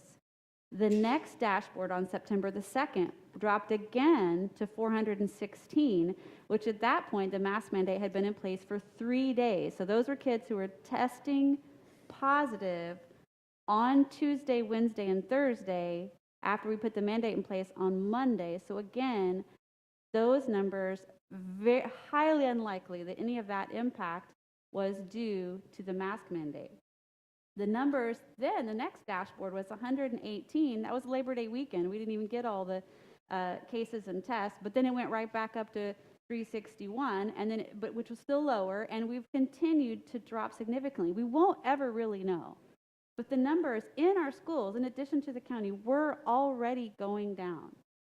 And so as I've also said before too, the quarantines, absolutely. If there's a silver lining for all this, is that we were able to put in place, which by the way, we did not make up. We were able to put in place the CDC guidelines for the definition of close contact in our K-12 schools, which says when the person who's infected is wearing a mask and the person who's exposed is wearing a mask, you can drop the radius from 6 feet to 3 feet. That, we didn't make that up. That was not a BPS thing. We just were finally able to put it in place. I'm sorry, I had to say that because even I heard it on the radio this morning. Where'd they get that? We didn't make that up. That was the silver lining for me. And I'm so glad, so glad we were able to reduce our quarantines because of that. And I talked to Ms. Moore. I'm not going to, she's not here tonight, so I want to, bring this up. But I did talk to her how if the mask mandate expires, can we continue to do that? It causes a lot of problems because then who's tracking who had their mask on and who didn't. But then again, when we're down to our dashboard that came out today of 6 employees and 79 students, it's a lot more manageable. And I understand, I hear you. It was ridiculous, and we had a tough month to get through. But we're in a much better place than we were, and I expect us to continue to go down, just like everywhere around the world has seen things go down once their Delta spike peak passed. Thank you, Ms. Campbell. Any board member want to speak in support of the motion? Or just speak against? Well, if there's no one who wants to speak, and if Ms. McDougall doesn't want to speak in support, then, okay, then Mr. Susan, if you would like to speak against. I was. Okay, so she started out. Yeah. I just wanted to know. Yeah, we were trying to alternate Yeah, no, support and I was opposition. just trying to, for process, I Yep. didn't know. Okay. So, again, Ms. Jenkins, you are 100% right. The bell curve, when we had the before, when we Matt, your had mic's the not on. numbers before. Matt, the- Mike. So, Ms. Jenkins, you're 100% right. If you look at the bell curves that occurred before on the CDC website, they are choppy, right? That's right. But the reason for that is that we were doing daily COVID tests. So it's going to up, down like this. So if you look at that, you can still see some curves. But if you go to the DOH data, okay, go to the COVID weekly COVID-19 data, and look where they started putting it as 7-day rolling averages, and you will see very good bell curves. And the reason for that is because they're 7-day rolling averages as opposed to daily averages. So I want you to tell that there's two different types of the data that we're looking at, is that one is daily, which is going to jump, and then one is a 7-day curve. And if you look at the numbers on page 3 of the current COVID-19 weekly situation report, actually page 2, page 3, you'll find that the curves are there. And in actuality, they are pretty close to being a pretty strong bell curve. Yep, there it is. Yep. Okay. So yeah, so I understand where you were coming from, but I would like you to look at the DOH pages 2 and 3 and look at those COVID curves, because you'll find that those are pretty good bell curves. The next thing is that I didn't say that administration was complaining at all. No. I'm telling you that teachers are complaining that they are being told that they are going to be deemed their evaluation if they don't push this thing forward. And they're having difficulty trying to push that forward. Now, there is no way that an administrator is going to talk to Dr. Mullins and say, hey, this is what's happening. They are supposed to enforce it. But we have to have a connection to our teachers, and those teachers are the ones that are telling me. That's all. So you are 100% right again, Ms. Jenkins. The administration is not saying that. That is right. But that's not what I said. I just wanted to reiterate the fact that the students, right, or I'm sorry, the teachers are telling me that it is difficult to enforce, and now they're being told by their principals in open meetings. And I haven't verified that yet. That's why I want to check with Dr. Mullins, but it shows to the fact of how hard it is to enforce this. The other piece is that I have not heard anybody say that the data shows anything different than an extreme decline that started on August 20th as opposed to anywhere else. Now, every one of these curves, every one of the pieces shows that it starts on that day. So consistently with that, I also have not found anybody to say that the other school districts, there might be one or two, but the majority of them are all following a curve that is consistent with ours when they do or don't have mask mandates. So I am coming forward and saying, these are the facts, these are what I see, and I haven't heard anybody debate that. What I'm hearing is people say, those might be right, but they're at a point where we can't let up because we're concerned. And I can take that from you guys. I don't agree with it, but I understand that. I think that's it. That's all I got. Thank you, Mr. Susan.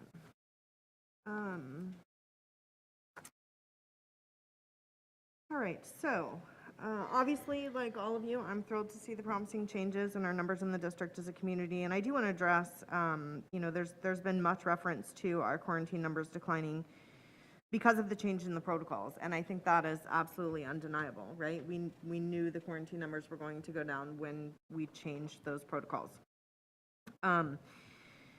And that was simply by nature of you're going to have less people. You have to draw a bigger circle around the infected student, right? And so common sense tells us those quarantine numbers are absolutely going to go down. However, I would suggest that a lot of our other indicators are looking much, much better than they were as well. You'll probably remember the last meeting I shared that we were experiencing 1,980 positive cases per 100,000 for that week in our schools. And that was as of August 26th. And it was roughly 2.5 times at that point higher than the community transmission level of 735.9 For the week of September 16th, we dropped to 445 per 100,000 in our schools, and our community numbers dropped to 351.1. And that's the week ending the 16th. And I reference that simply because the way that the data is reported by the DOH is reported on a weekly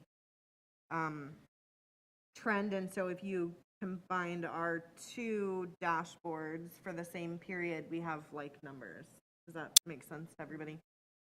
So, for the week of 9/16, we dropped to 445 per 100,000, and our community numbers were 351 per 100,000 for the same period.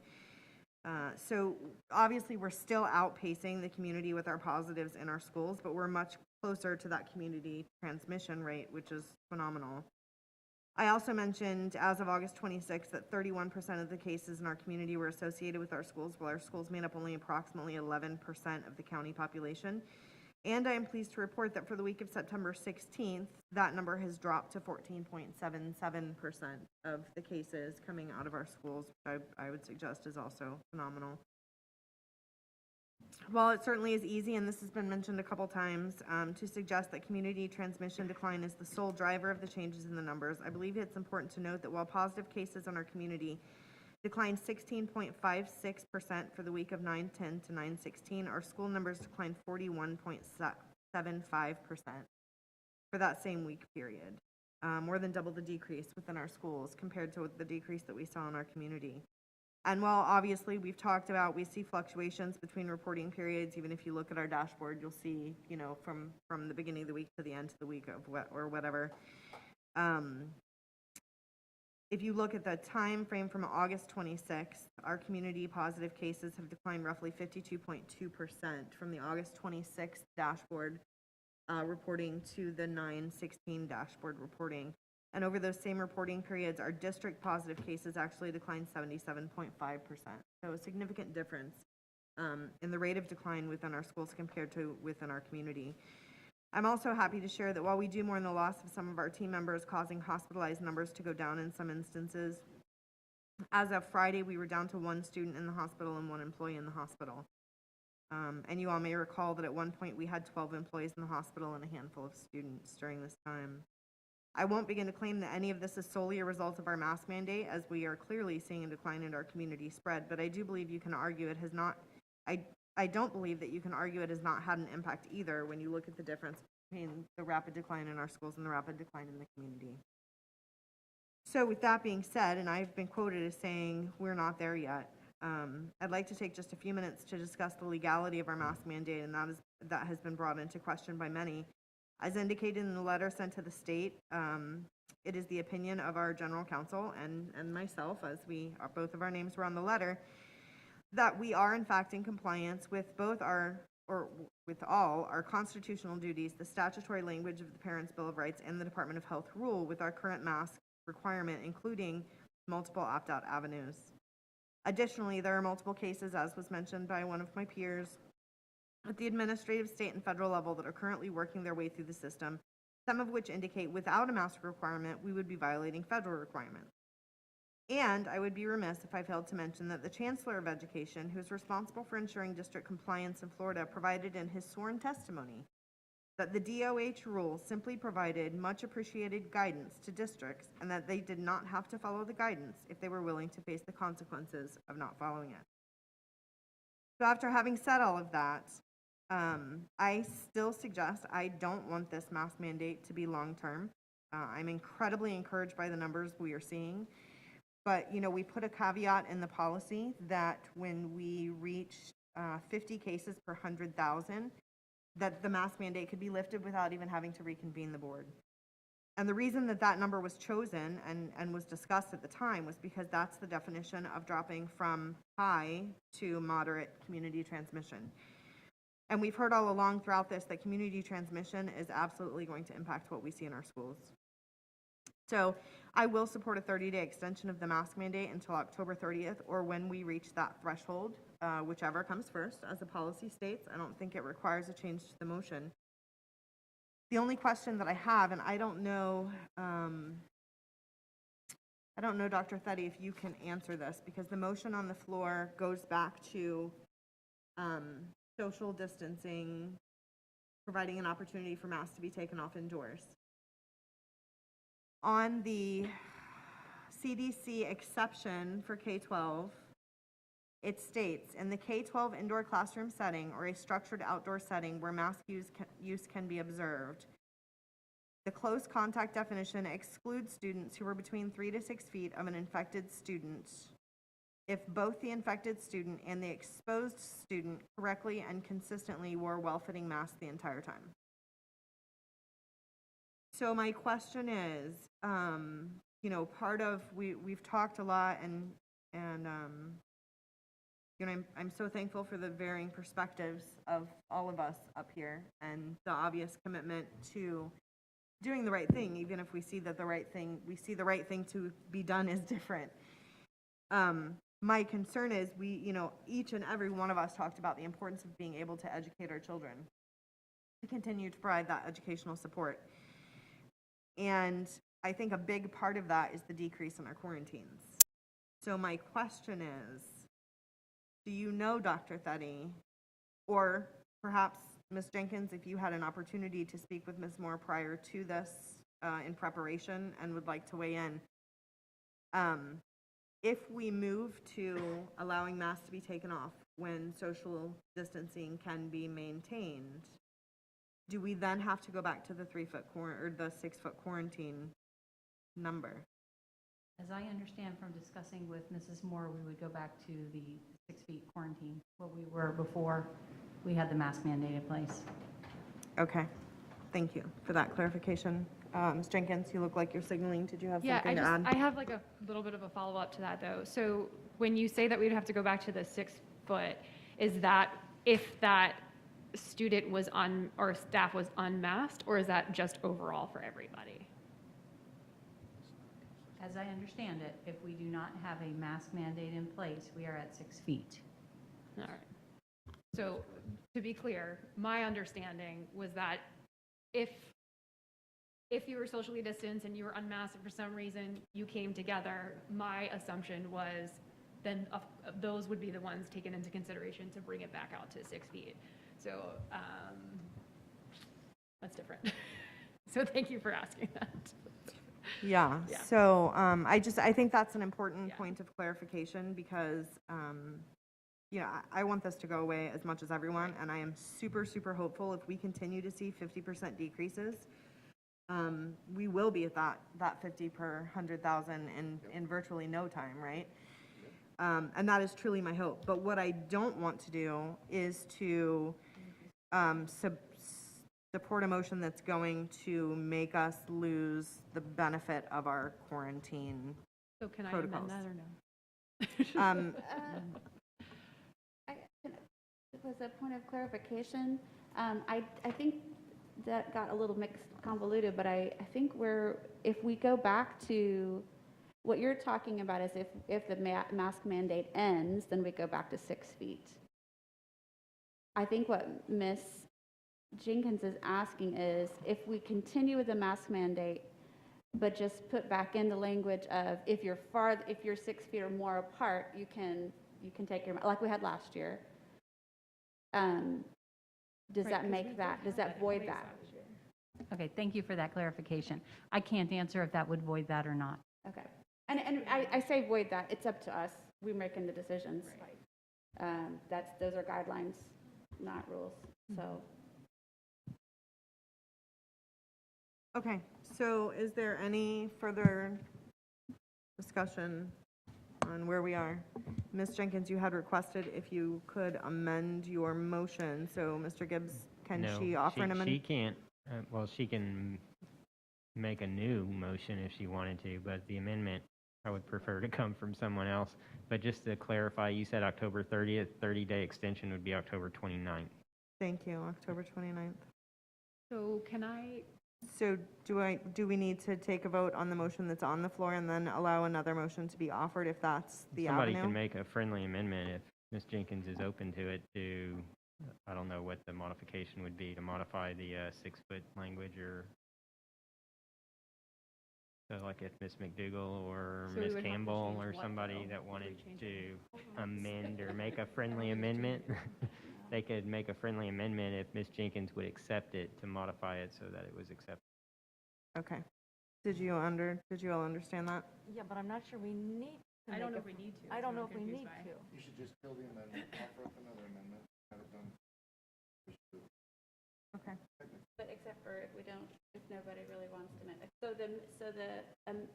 the motion, can you reiterate, Ms. Belford, what the original motion was? Yes, the motion made by Ms. Jenkins was to extend the mask mandate for 30 days, requiring masks indoors except when social distancing can be maintained.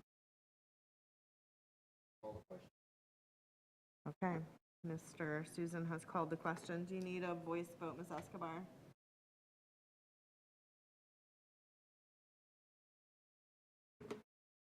Oh, we did, but it's not the same. She's ahead of us. Oh, she already put it in there? Oh, Really? wow. Okay, hold on, I'm not there yet. I think my No, I computer's don't think asleep so. though. Want to see it? Well, it's after refresh. I'm confused though, because I don't think See? we have There to it is. change anything. It's not, mine's not there. Mine's not up. Is yours working? Yep. No, Katie's works. I had to refresh. Yeah, refresh. I can't even get down to mine. Katie's Like, just blessed. I'm just letting you know I can't even get to mine. No, You don't have a slider on the right? all the way down. All the way down. That happened to me before. Use your roller thing, it won't go? Here, look, here we go. Oh, come on. Look, there's that one, there's that one. I don't know what to do. Refresh, come on. Here we I go. can, I don't mind. I mean, Pam, can you vote for me if I tell you what I want to do? No. Wait a minute. I can't get down there either, and I'm I know sorry it. about that. I just can't get to it. I don't know. Nat, I know what you're talking about. I can't either. You're on mine. Maybe I'll vote for you. I can't, oh, never mind, I'm lying to you. Here we go. Hang on a second. Jeez.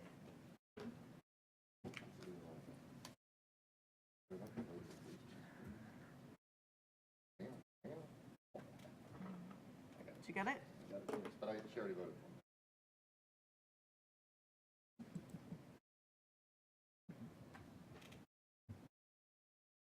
Okay, and the motion fails 2-3.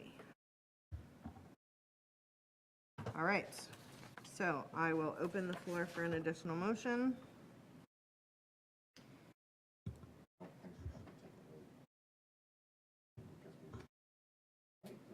No, we need a. No, we have to vote. We got to have a motion to Yeah. vote on. You just rejected the last motion, so there's no motion pending. Somebody's got to make a motion. Policy just says we review it. Oh, yeah, no, you don't have to, but then it's going to go, it'll expire September 29th. So I'm going to make a motion to reinstitute the emergency K through 12 face covering requirement, except when social distancing of 6 feet or more can be maintained, so long as we can keep our rules for quarantining that we have in place now. So if both parties are masked within 3 to 6 feet. If they are unmasked, we have to revert back to the 6-foot rule. Just clarification, you said reinstate, where you meant extend? Sorry, sure. Yep, totally. Hold on, I need a second. Second. Okay, so I have a motion, and Mr. Gibbs, you're comfortable with the motion on the floor? With substituting reinstate for extension. Okay, I am substituting reinstate for extension. extension for reinstate. Getting late. Whoops, whatever. And I have just to make sure we understand what that motion would do, in the event that we are told that we would have to revert back to our old quarantining policy, the social distancing portion of that motion would be removed. Is that correct? Is that your intent, Ms. Jenkins? I don't understand. Could you read the motion just one more time for me? Who, him? Oh, Your motion, go for it. okay. Okay. I want to extend the emergency K through 12 face covering requirement, except when social distancing of 6 feet or more can be maintained, with our quarantining rules being the same as they are now if both parties are masked. If they are unmasked, then it has to revert to the 6-foot rule.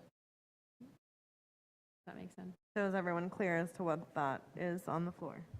Okay, so, Dr. Mullins?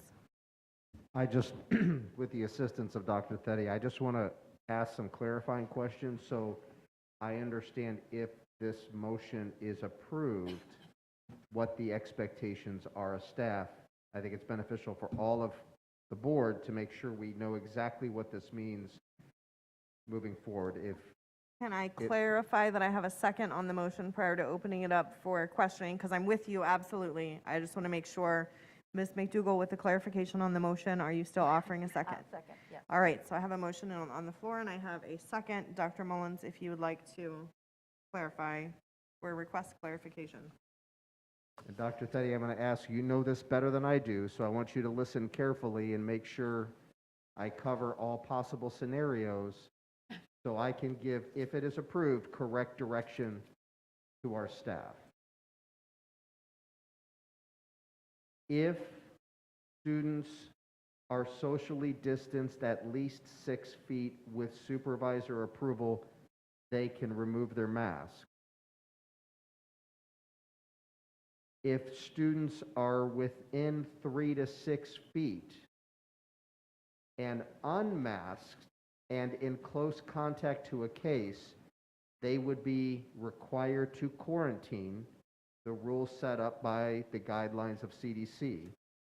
If they're within 3 to 6 feet and masked and in close contact with a case, they would not be required to quarantine, consistent with the exception provided by the guidelines of the CDC.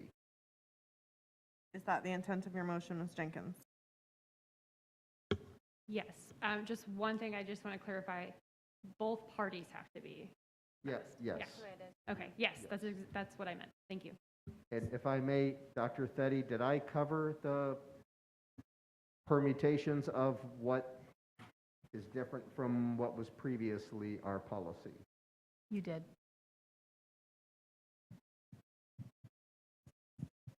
Ms. Campbell?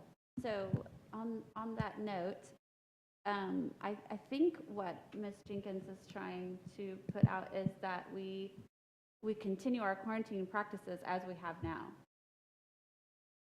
Because currently, if it was a student who, let's say, had a medical opt-out and they weren't masked, the 6 feet rule applies, correct?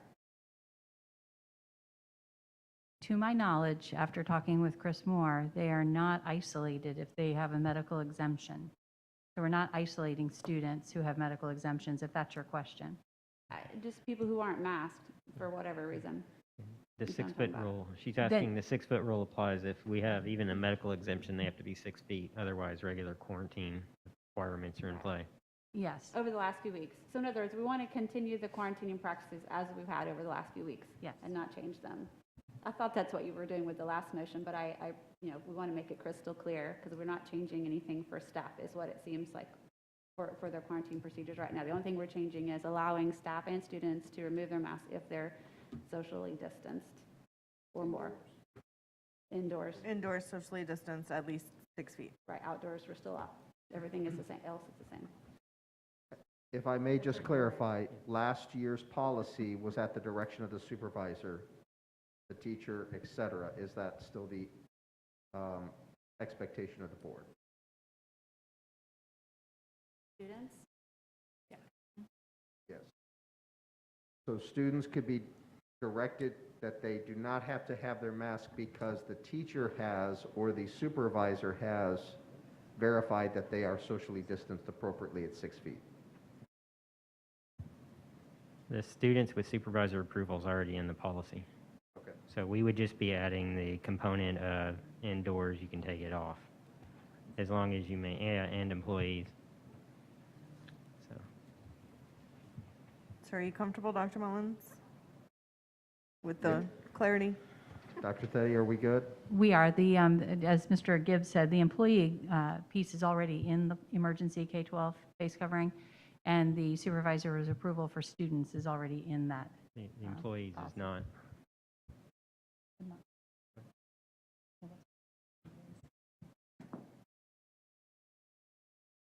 So I'm going to ask again, you're Dr. Theddy, Dr. Gibbs, you're good, or we need additional discussion? I'm good. Did I say Dr. Gibbs? Did I? No, Mr. Whatever- Gibbs, whatever Dr. he Fetty, wants to Dr. say. Mullins. Okay, is there any additional clarity? I'm good, thank you. Okay, is there any board member who wishes to speak to the motion on the table? You would like to, Mr. Susan? Okay. Unless anybody else. Go ahead.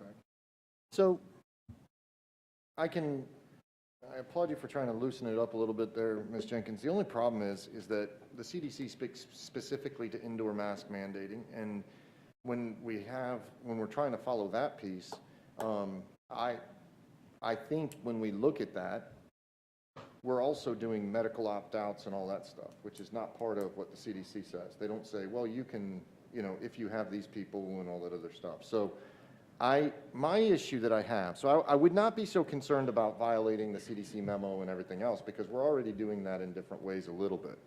But the issue that I have is making sure that the staff is now responsible for some new guidance and clarity, and making sure that they allow kids to do this and to stay out, and then if they're violating, then you weren't 6 feet, you were 5 feet, and now you have to be quarantined and everything else. That's the issue that I have. So I'm not going to vote for it. Plus, I don't want the mask mandate, so I'm voting against that too. I'm just letting you know. Thank Just you, being Mr. honest, Susan. but I applaud her for loosening it up. Yeah, I appreciate your honesty. Anyone else want to speak to the motion on the floor? Okay, hearing none, I will. Ms. Belfort, I apologize if I may interrupt. Sure. Just, Dr. Theddy, did we clarify the employee-related? Yes, Yes. employees are covered under her motion as long as they're indoors, anybody 6 feet and maintaining that distance can be unmasked. They're not in the emergency policy. I Yes. was looking at the wrong piece. My apologies. So, Dr. Theddy, are we good on exactly what the intent of the board is moving forward if this motion is approved? I think so, yes. Okay. Call the question. Thank you, Madam Chair. Okay, may I call the question? Just wanted to follow up real quick. Mr. Susan. The issue that I have is that we're passing a policy without actually knowing what is possible or not. We haven't gotten clarification of it, and it's kind of like throwing I have extreme issue with setting precedent on passing policies if it's legal over here and then coming back. So that's another reason I'll vote against it. I think that actually I think we removed the if it can be done. I think the motion was, this is what we're doing, that we can, and that we continue. I think we took out the if it can be done. Okay. Correct? We make the rules. Okay. All right, may I call the question? Yes. All right. Please vote.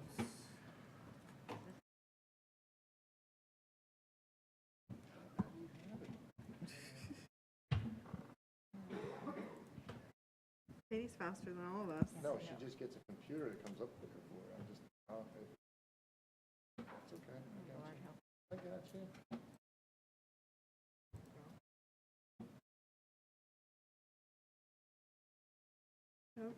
Okay. Hold on, folks. I cannot.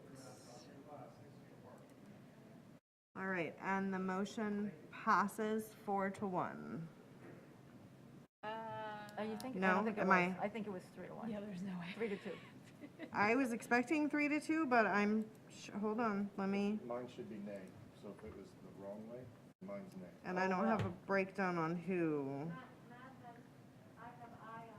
Yeah, you change it to nay. Thank you. I said it like 9 times. Yes.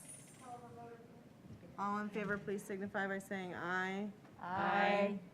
All those opposed, please signify, same sign. Nay. Nay. Okay, 3-2, Pam. Are we good there? Okay. That would have been clear. Thanks for your patience as we work through that, board. All right, Mr. Susan, you asked to have 2 items put on the agenda for discussion this evening, a social media challenge and board member redistricting. Yes, thank you so much. The social media challenge has, I think it's called the Citius Lick, or there's some kind of a name to it, that we felt was not appropriate to put on our internet. So But basically, what people don't understand is right now, devious lick, that's what it is. And those of you that don't know about this, it has hit every major news organization in the country. It's across Fox, CNN, MSNBC, all of it, okay? What it is right now in our county is we have students who are running into the bathrooms, ripping off toilet seats for whatever reason they want to touch a toilet seat. It's disgusting. And then they take them home with them and take pictures with them. They're destroying soap boxes. They're doing all these other things inside of our bathrooms and across campus. I had one of our teachers had their laptop destroyed.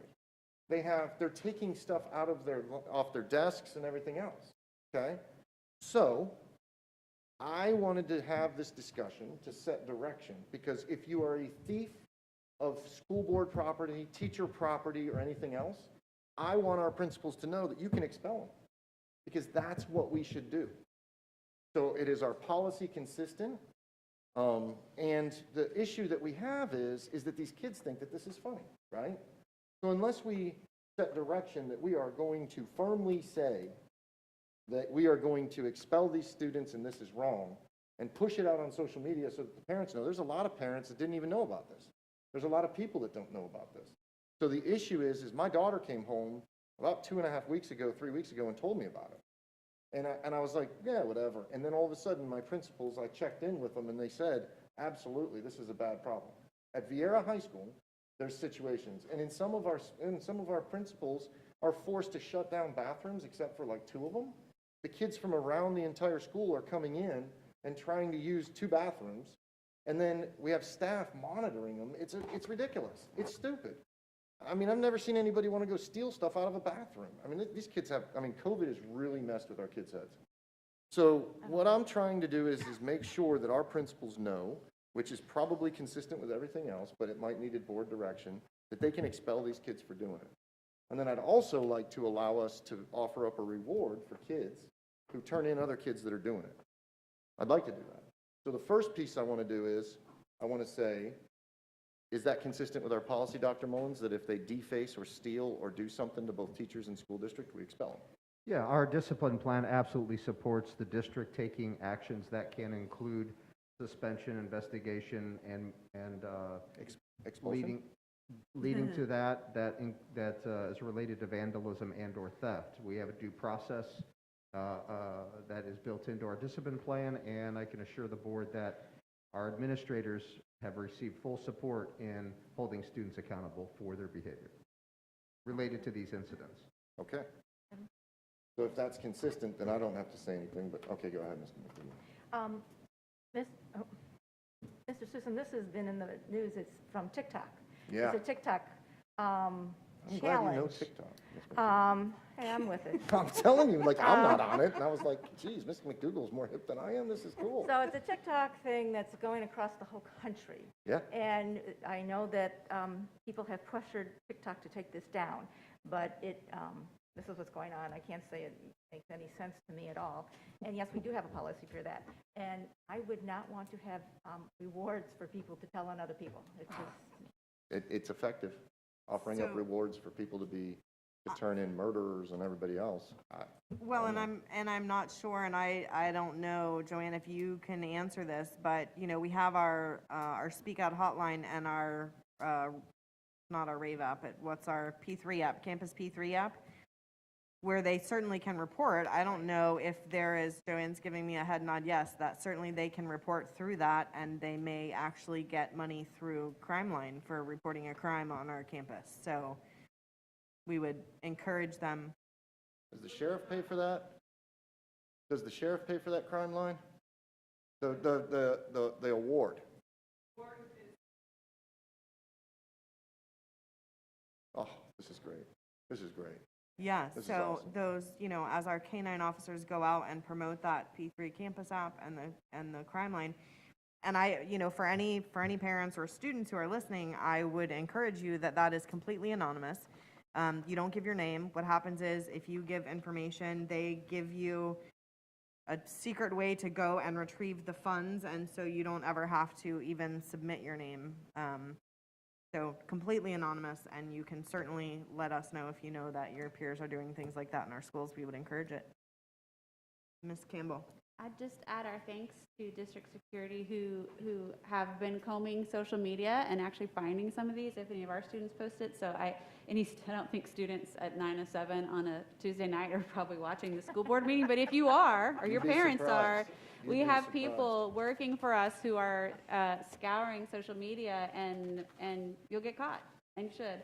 And I was, as you were talking about that, I think we have a point where things rise to the level, when we do our expulsions here, of major campus disruption. So it goes from, where normally stealing, a soap dispenser would, because it's a low cost, would not be, but when it causes a major campus disruption like it is now, where we're having to close down bathrooms, then that ups the ante for the level in our code of conduct. Laptops. That's correct. Laptops. Laptops are Stealing not a people's small stuff on dollar the item. table.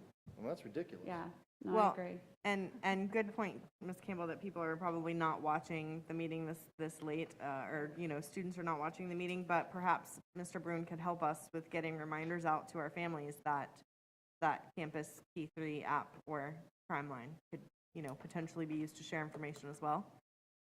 Because you're right. Thank you for the correction on that. Probably did very little good sharing it at this time of night with anyone.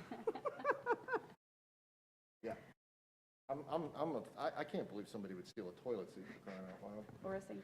I think that we should have the canine units, we should put, I don't know, forget it. I just think this is disgusting.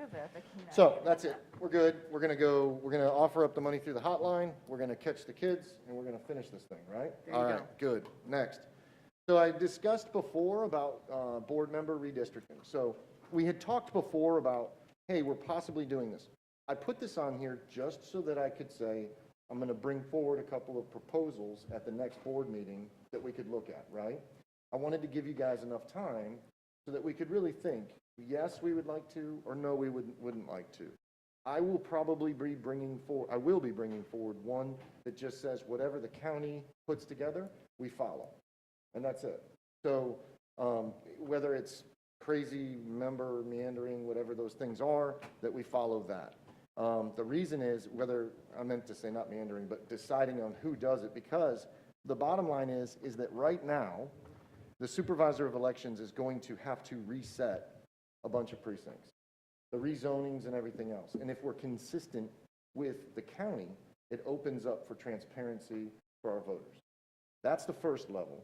The second level is that if you guys weren't interested in that, then I would like to propose cleaning up some of our districts that are gerrymandered. I'll flat out say it. You look at our districts that I have between, I think, you and I in Rockledge, it's a big zigzag, right? And I brought forward all those other issues before. So maybe there's an idea that we can clean those up to at least make them consistent with some of the other precincts that are straight lined. And what I was going to do today is hear from you all if there's concerns that you have over either of those that I might be able to do the research and put together so that when I'm coming back in 2 weeks, I can possibly answer some of those questions. That's all. Like there was one that said, well, what if we have two of us put in the same district? That was a great question. What I did was I went and researched and found out that the county's charter, which we could do, just puts the two people in the same district until the term's out. So same as Jenkins and I got put into the same one. I'm not rerunning. I'll say that again. I'm not rerunning. But the thing is that she would then, after my term's up and her term's up, she would just become that person running in there. Does that make sense to you? So there's no conflict we can work through if there's two board members in the same one. That's all. And really and truly, this just comes with transparency and clarity, and actually saves money for the taxpayers on the voting precincts. It does. So, does anybody have any questions or concerns or Just anything to before I bring it to clarify, weeks? the statute says you cannot move lines that unseat another board member, so you could not combine two board members' lines. You'd be in Which violation of that. statute? I believe it governs school districts. Our policy. No, it's state statute. Well, Says we you can cannot, draw you can't lines then. unseat a sitting board member It's by not- drawing a line. Right. You're not unseating them. You're not taking them off. You're combining districts and continuing them. It happens over at the county. And I can look at it, but if that's a concern still, I mean, look, I'm all about it. What I'm trying to do is say, here's an idea. I'd like to hear what you guys have, and then come back in 2 weeks. So, Ms. Campbell, you had said something. Yes, I have some issues, same issues I mentioned before. Mr. Gibbs just touched on it. The reason why it would unseat, and I'm the member that would be unseated because I believe both Ms. Jenkins and I live in County Commission District 3. You know, I live in County Commission 4. okay, well, I'm in 3. You guys are both in 4, but District 3 does run. 3 and 5 both run within District 5 school district, so there is potential for me to be unseated, but it's not about me and personally.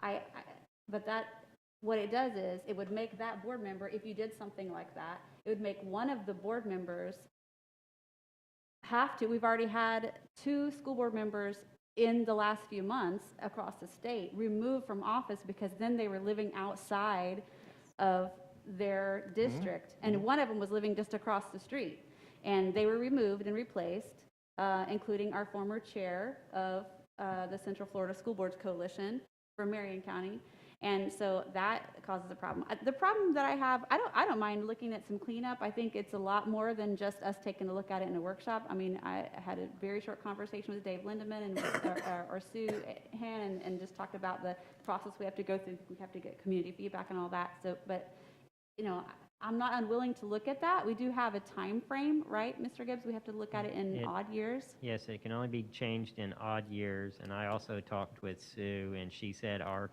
capacity to do it in-house is extremely limited. If all we were doing were moving lines over a couple neighborhoods, they could probably do that. Anything more extensive they would need to go outside for a firm.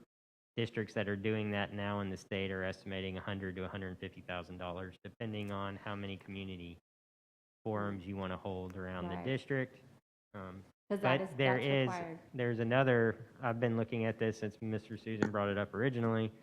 There's other statutes in play, such as the federal one person, one vote doctrine, and there are percentages that are in play there, such as if you're under 10%, you're presumed to be in compliance. If you get into the 10 to 12%, they'll assume you're still good, but as you get closer to 15%, you have to start having really good reasons to justify that.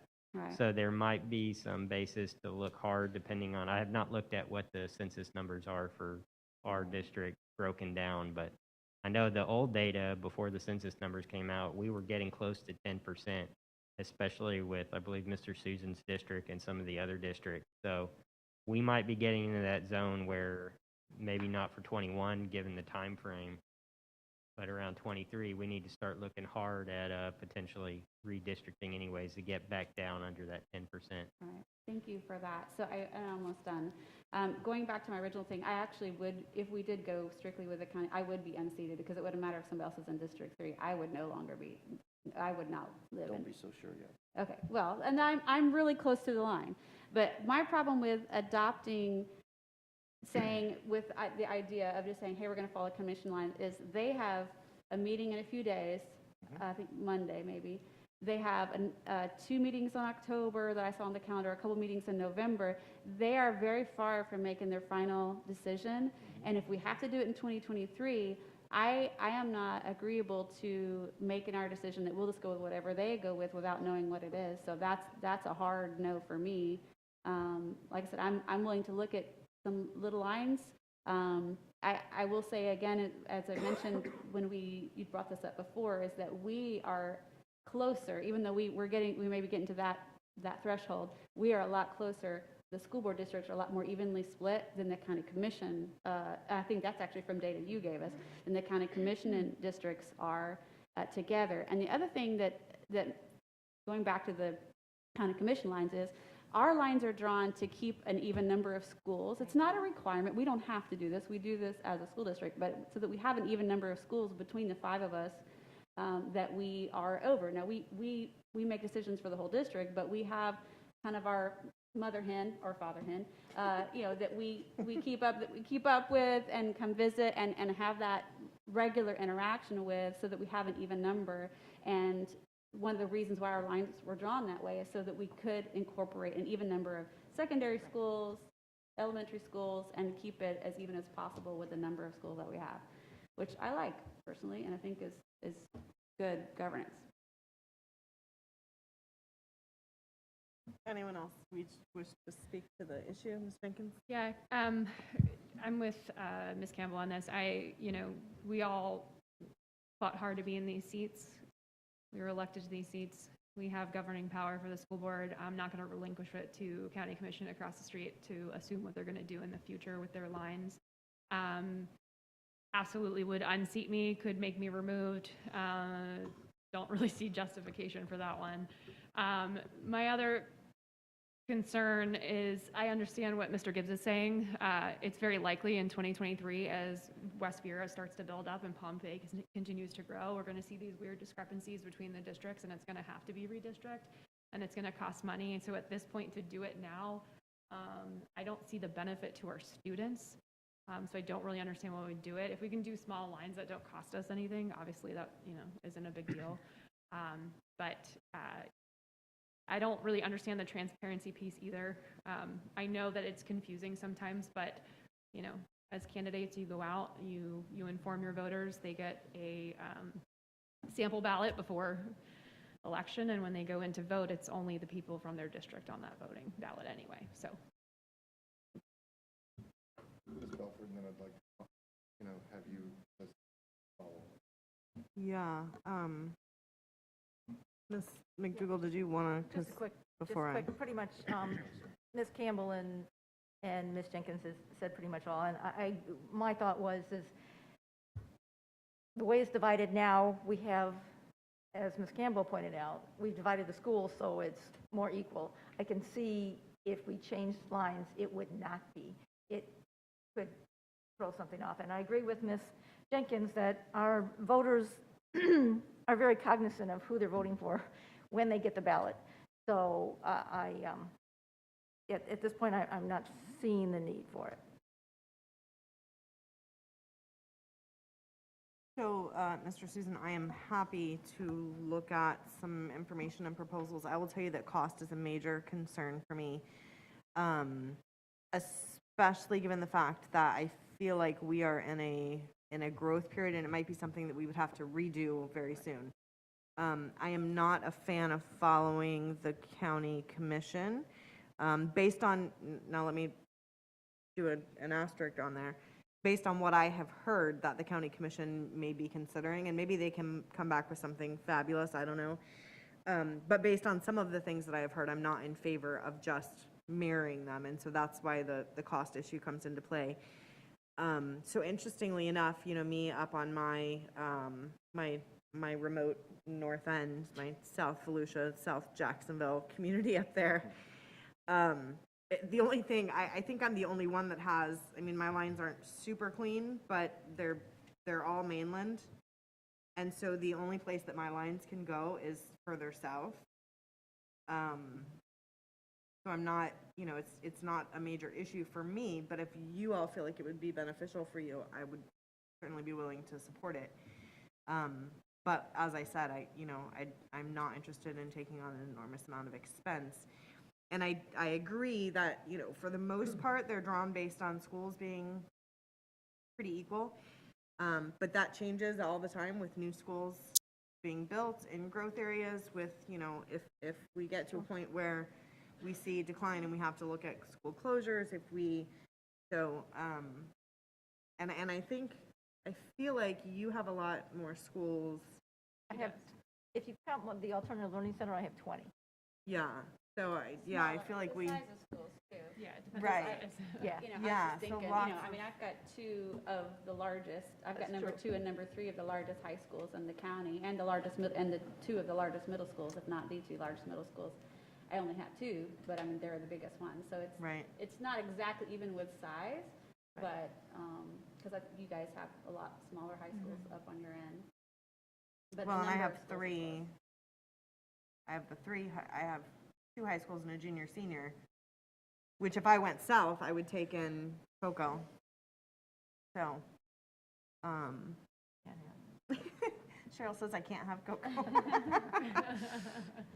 So yeah, anyway, those would be my primary concerns, Mr. Susan, but if you would like to present us with some information, I'd certainly be happy to look at it, and we can go from there. Okay. Can I follow up real quick? Just to Yeah, make sure I got it all? absolutely, So what I yeah. think I'm hearing is equal schools is part of it, the cost of going out to a firm. Are we required to do that? I mean, I have voter data on the entire county by like however you want to draw districts. You're going to have to do like precise measurements, and to know how many voters you're Sure. getting, you're going to have those. Sue, I was can relying totally on, implement that piece that does I was that. relying on Ms. Hand's, or examination of what they could do in-house, and she said they have very limited capacity Yeah. to do it in-house, so anything major would have to go outside, and the estimate was 100 to 150. Yeah, but what I'm hearing you say is, I mean, I'm sure Ms. Jenkins, Ms. Belford, Ms. McDougal, Ms. Campbell, there are services that do that. And we don't have to go to, I'll have to look at that, because the cost to pay somebody $100,000 to look at data information that we can get And from the voters. it's for the public forums as well. That's why Sue said it would be dependent on how many, because she was envisioning everybody having at least one in their district that's affected with new lines, having some sort of public forum that they would Yeah. show up and discuss and go over the line changes. Okay. And then the other piece is bumping out or unseating a current member. That's a concern, right? But there is a little bit of an appetite for cleaning up possibly some of the old pieces and gerrymandering and stuff like that. I don't care. Whoever drew it up, they carved up the districts, especially mine. And then, let me see, hard fought to, benefit to the students. So I don't know how to go with that, the benefits to the students. The transparency, okay, I'll work on the answer to transparency, the answer to cost. I'll pull those together. And then I think the idea is that we just look at it. And if we're willing to come back and say we can clean up, great. If we come back and say no, and I just wanted to make sure I could address all you guys' things. So thank you. All right. Oh, I had one more thing. You're out of things, Mr. Nope, Susan. I got one more because I already, I talked to Paul about it. Okay, Mr. Susan, go ahead and wrap up with your last, and then Ms. McDougal has a board report, and then Ms. Jenkins, did you indicate you needed to speak as well? Nope. Okay, so Mr. Susan and then Ms. McDougal. Sure, so we're about to go into negotiations between the unions and everybody else, right? And every time we do that, we hear from all of them, why'd you do this and why'd you do that? And so I called Paul today and I was like, Paul, listen, talk to me about this, what's going on? Paul says, your job as a school board member is to allow the superintendent, because it's his job, to negotiate with the unions and then bring back those things. So what I said is, okay, thank you for that. That helps us out tremendously. So if we're not supposed to be a part of the process until it's all over with us, then if we can just forward our questions that we get. So somebody says, why did you do this? We say, no, that's not us. That's negotiations between the district. We are the last step. And I just need somebody to, am I consistent with what I'm saying, Paul? Yeah, in short, it's like this year we tried to straighten things out. We had a pre-bargaining executive session where the board members all went over what their priorities were for district staff and the bargaining team to, achieve with collective bargaining. So now the superintendent by statute is charged with negotiating contracts to bring back to the board as a collective bargaining agreement for approval. So at this stage, if it's the bargaining stage, the superintendent's job is to negotiate an acceptable contract that he will recommend to the board for approval. That does not mean you have to approve it, but yes, staff should not be calling you guys saying, hey, why aren't you accepting this proposal or that proposal? While bargaining's going on, they should be contacting Dr. Mullins or his designee for bargaining on any issues with bargaining or questions about the process. So like, we put in our stuff, right? We haven't seen the proposal that goes to the union. The union, we haven't seen the proposals that they give to us. We don't have any part of that. But when it's all said and done, they bring it to us and say, we negotiated this between us. This is what we would like you to do. That's when we engage, right? Right. You guys are the final decision makers on what is presented. That's why we gave Dr. Mullins and his team guidance on from the beginning as to what the board expected and wanted. Sure. Dr. Mullins, would those emails go to Ms. Green, or, I mean, like, we get them, right? We get called. So I'm just gonna say, look, I didn't see the proposal. I didn't see the union's proposal. I'm not supposed to see it until we actually come back with the board. Who should I just defer to, sir? I would request that the board send anything to me, and I'll make Okay. sure the appropriate staff has it. Beautiful. All right. That's it. That's all I had. I just needed that direction because we're getting ready to go into negotiations, and I wanted to make sure that we had proper processes. Hey, Paul, did you just say that I was right? Did you just tell me yes? I want that. You summarized my conversation with you correctly. That was very good. Miss Escobar, I would like for the first time in Brevard County history that you put in the note that Mr. Gibbs agreed with Matt Susan. Because you're. Stop. Would you stop with that piece? Do not, please omit Miss Campbell. Please omit those notes. That was a mumble. All right. The other attorney's laughing. She agrees. All right, Ms. McDougall. Thank you. So, the School Health Advisory Committee meets 4 times a year. And part of their charter is that a board member is part of it. I am the person at this point, and we just report out to the board. So one thing that's come up that they're working on is there's a new legislation that went through about the CPR requirements. So they are working very hard to be able to make sure all our 9th and 11th graders are trained in CPR. That was one of the things that just passed this year. So I just wanted to let everyone know that the meeting happens. There's another one in December, and if people are not familiar with this meeting, we have people from the community, we have administrators, we have staff. It's a large committee, and they work really hard, and hats off to Rachel, who heads it. She does a heck of a lot of work. She truly is. And so just so you know, if you have a 9th and 11th grader, they will know CPR. Thank you, Ms. McDougall. Dr. Mullins, do you have anything else to add? Oh, wait, Campbell's in there. Look, Y'all are killing me. I'm sorry.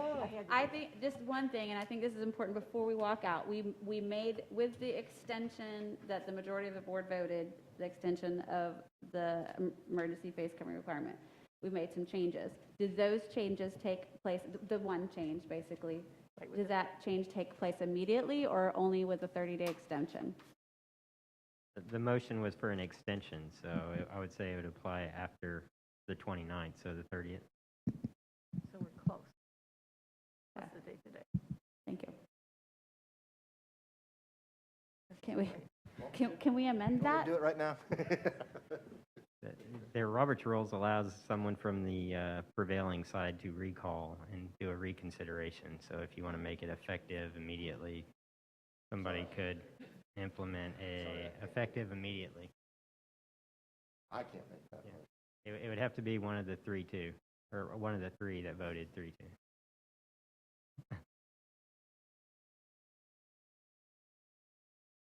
I'm not looking at anyone. I don't offer up the motion, so that is among you all. Like, that's not my, as chair. I can't recall my own. What do you? All right, I will make, go ahead and help me out here, babe. Make a motion to reconsider the mask mandate motion to make it effective immediately, tomorrow. Okay. Don't ever want to hear that. All right. Can I ask? Oh, really? Okay, I'm going to recall, make an amendment. Move to reconsider Thank you. the approved motion Can I ask to a make it question before we effective. have a motion? Okay. Go ahead. Just because I want to make sure we know where we're going. So does that mean that the extension begins tomorrow as opposed to the 29th? It would extend you already have a mandate in place tomorrow. You would just make the modification effective tomorrow. So But then the end date, when's the end date? right. The end date is still going to be the 29th. Okay. You have 90 days. It's an emergency 29th mode of policy, October. so we only have 90 days for the entire emergency policy. That's the life cycle of an emergency Oh, policy. So, no, I'm just saying, stop. I'm trying to do this. Campbell, I know, it was the I- right question to ask. It was the right question It to is the ask. right question to ask. That was Do a we good have to question. check in with Ms. Moore on this? No, we're just going to do it. So I am going to We checked in with the DOE. Move to reconsider. move to reconsider the start date of our amendment for the mask policy. Just move to reconsider. You'll need a second. Move to reconsider the mask policy start date. Oh, come on, Do somebody. we have a second? Second. Thank you, Ms. Jenkins. Open for discussion. I think that let's just, We don't have to discuss. okay, good. The opportunity is there if we need it. I just think, let's just do I can pull my it. notes out, No. and we can start So talking just as a Velcros. point, just to make sure, because it could be confusing for people who are watching, including the people in the room. Right.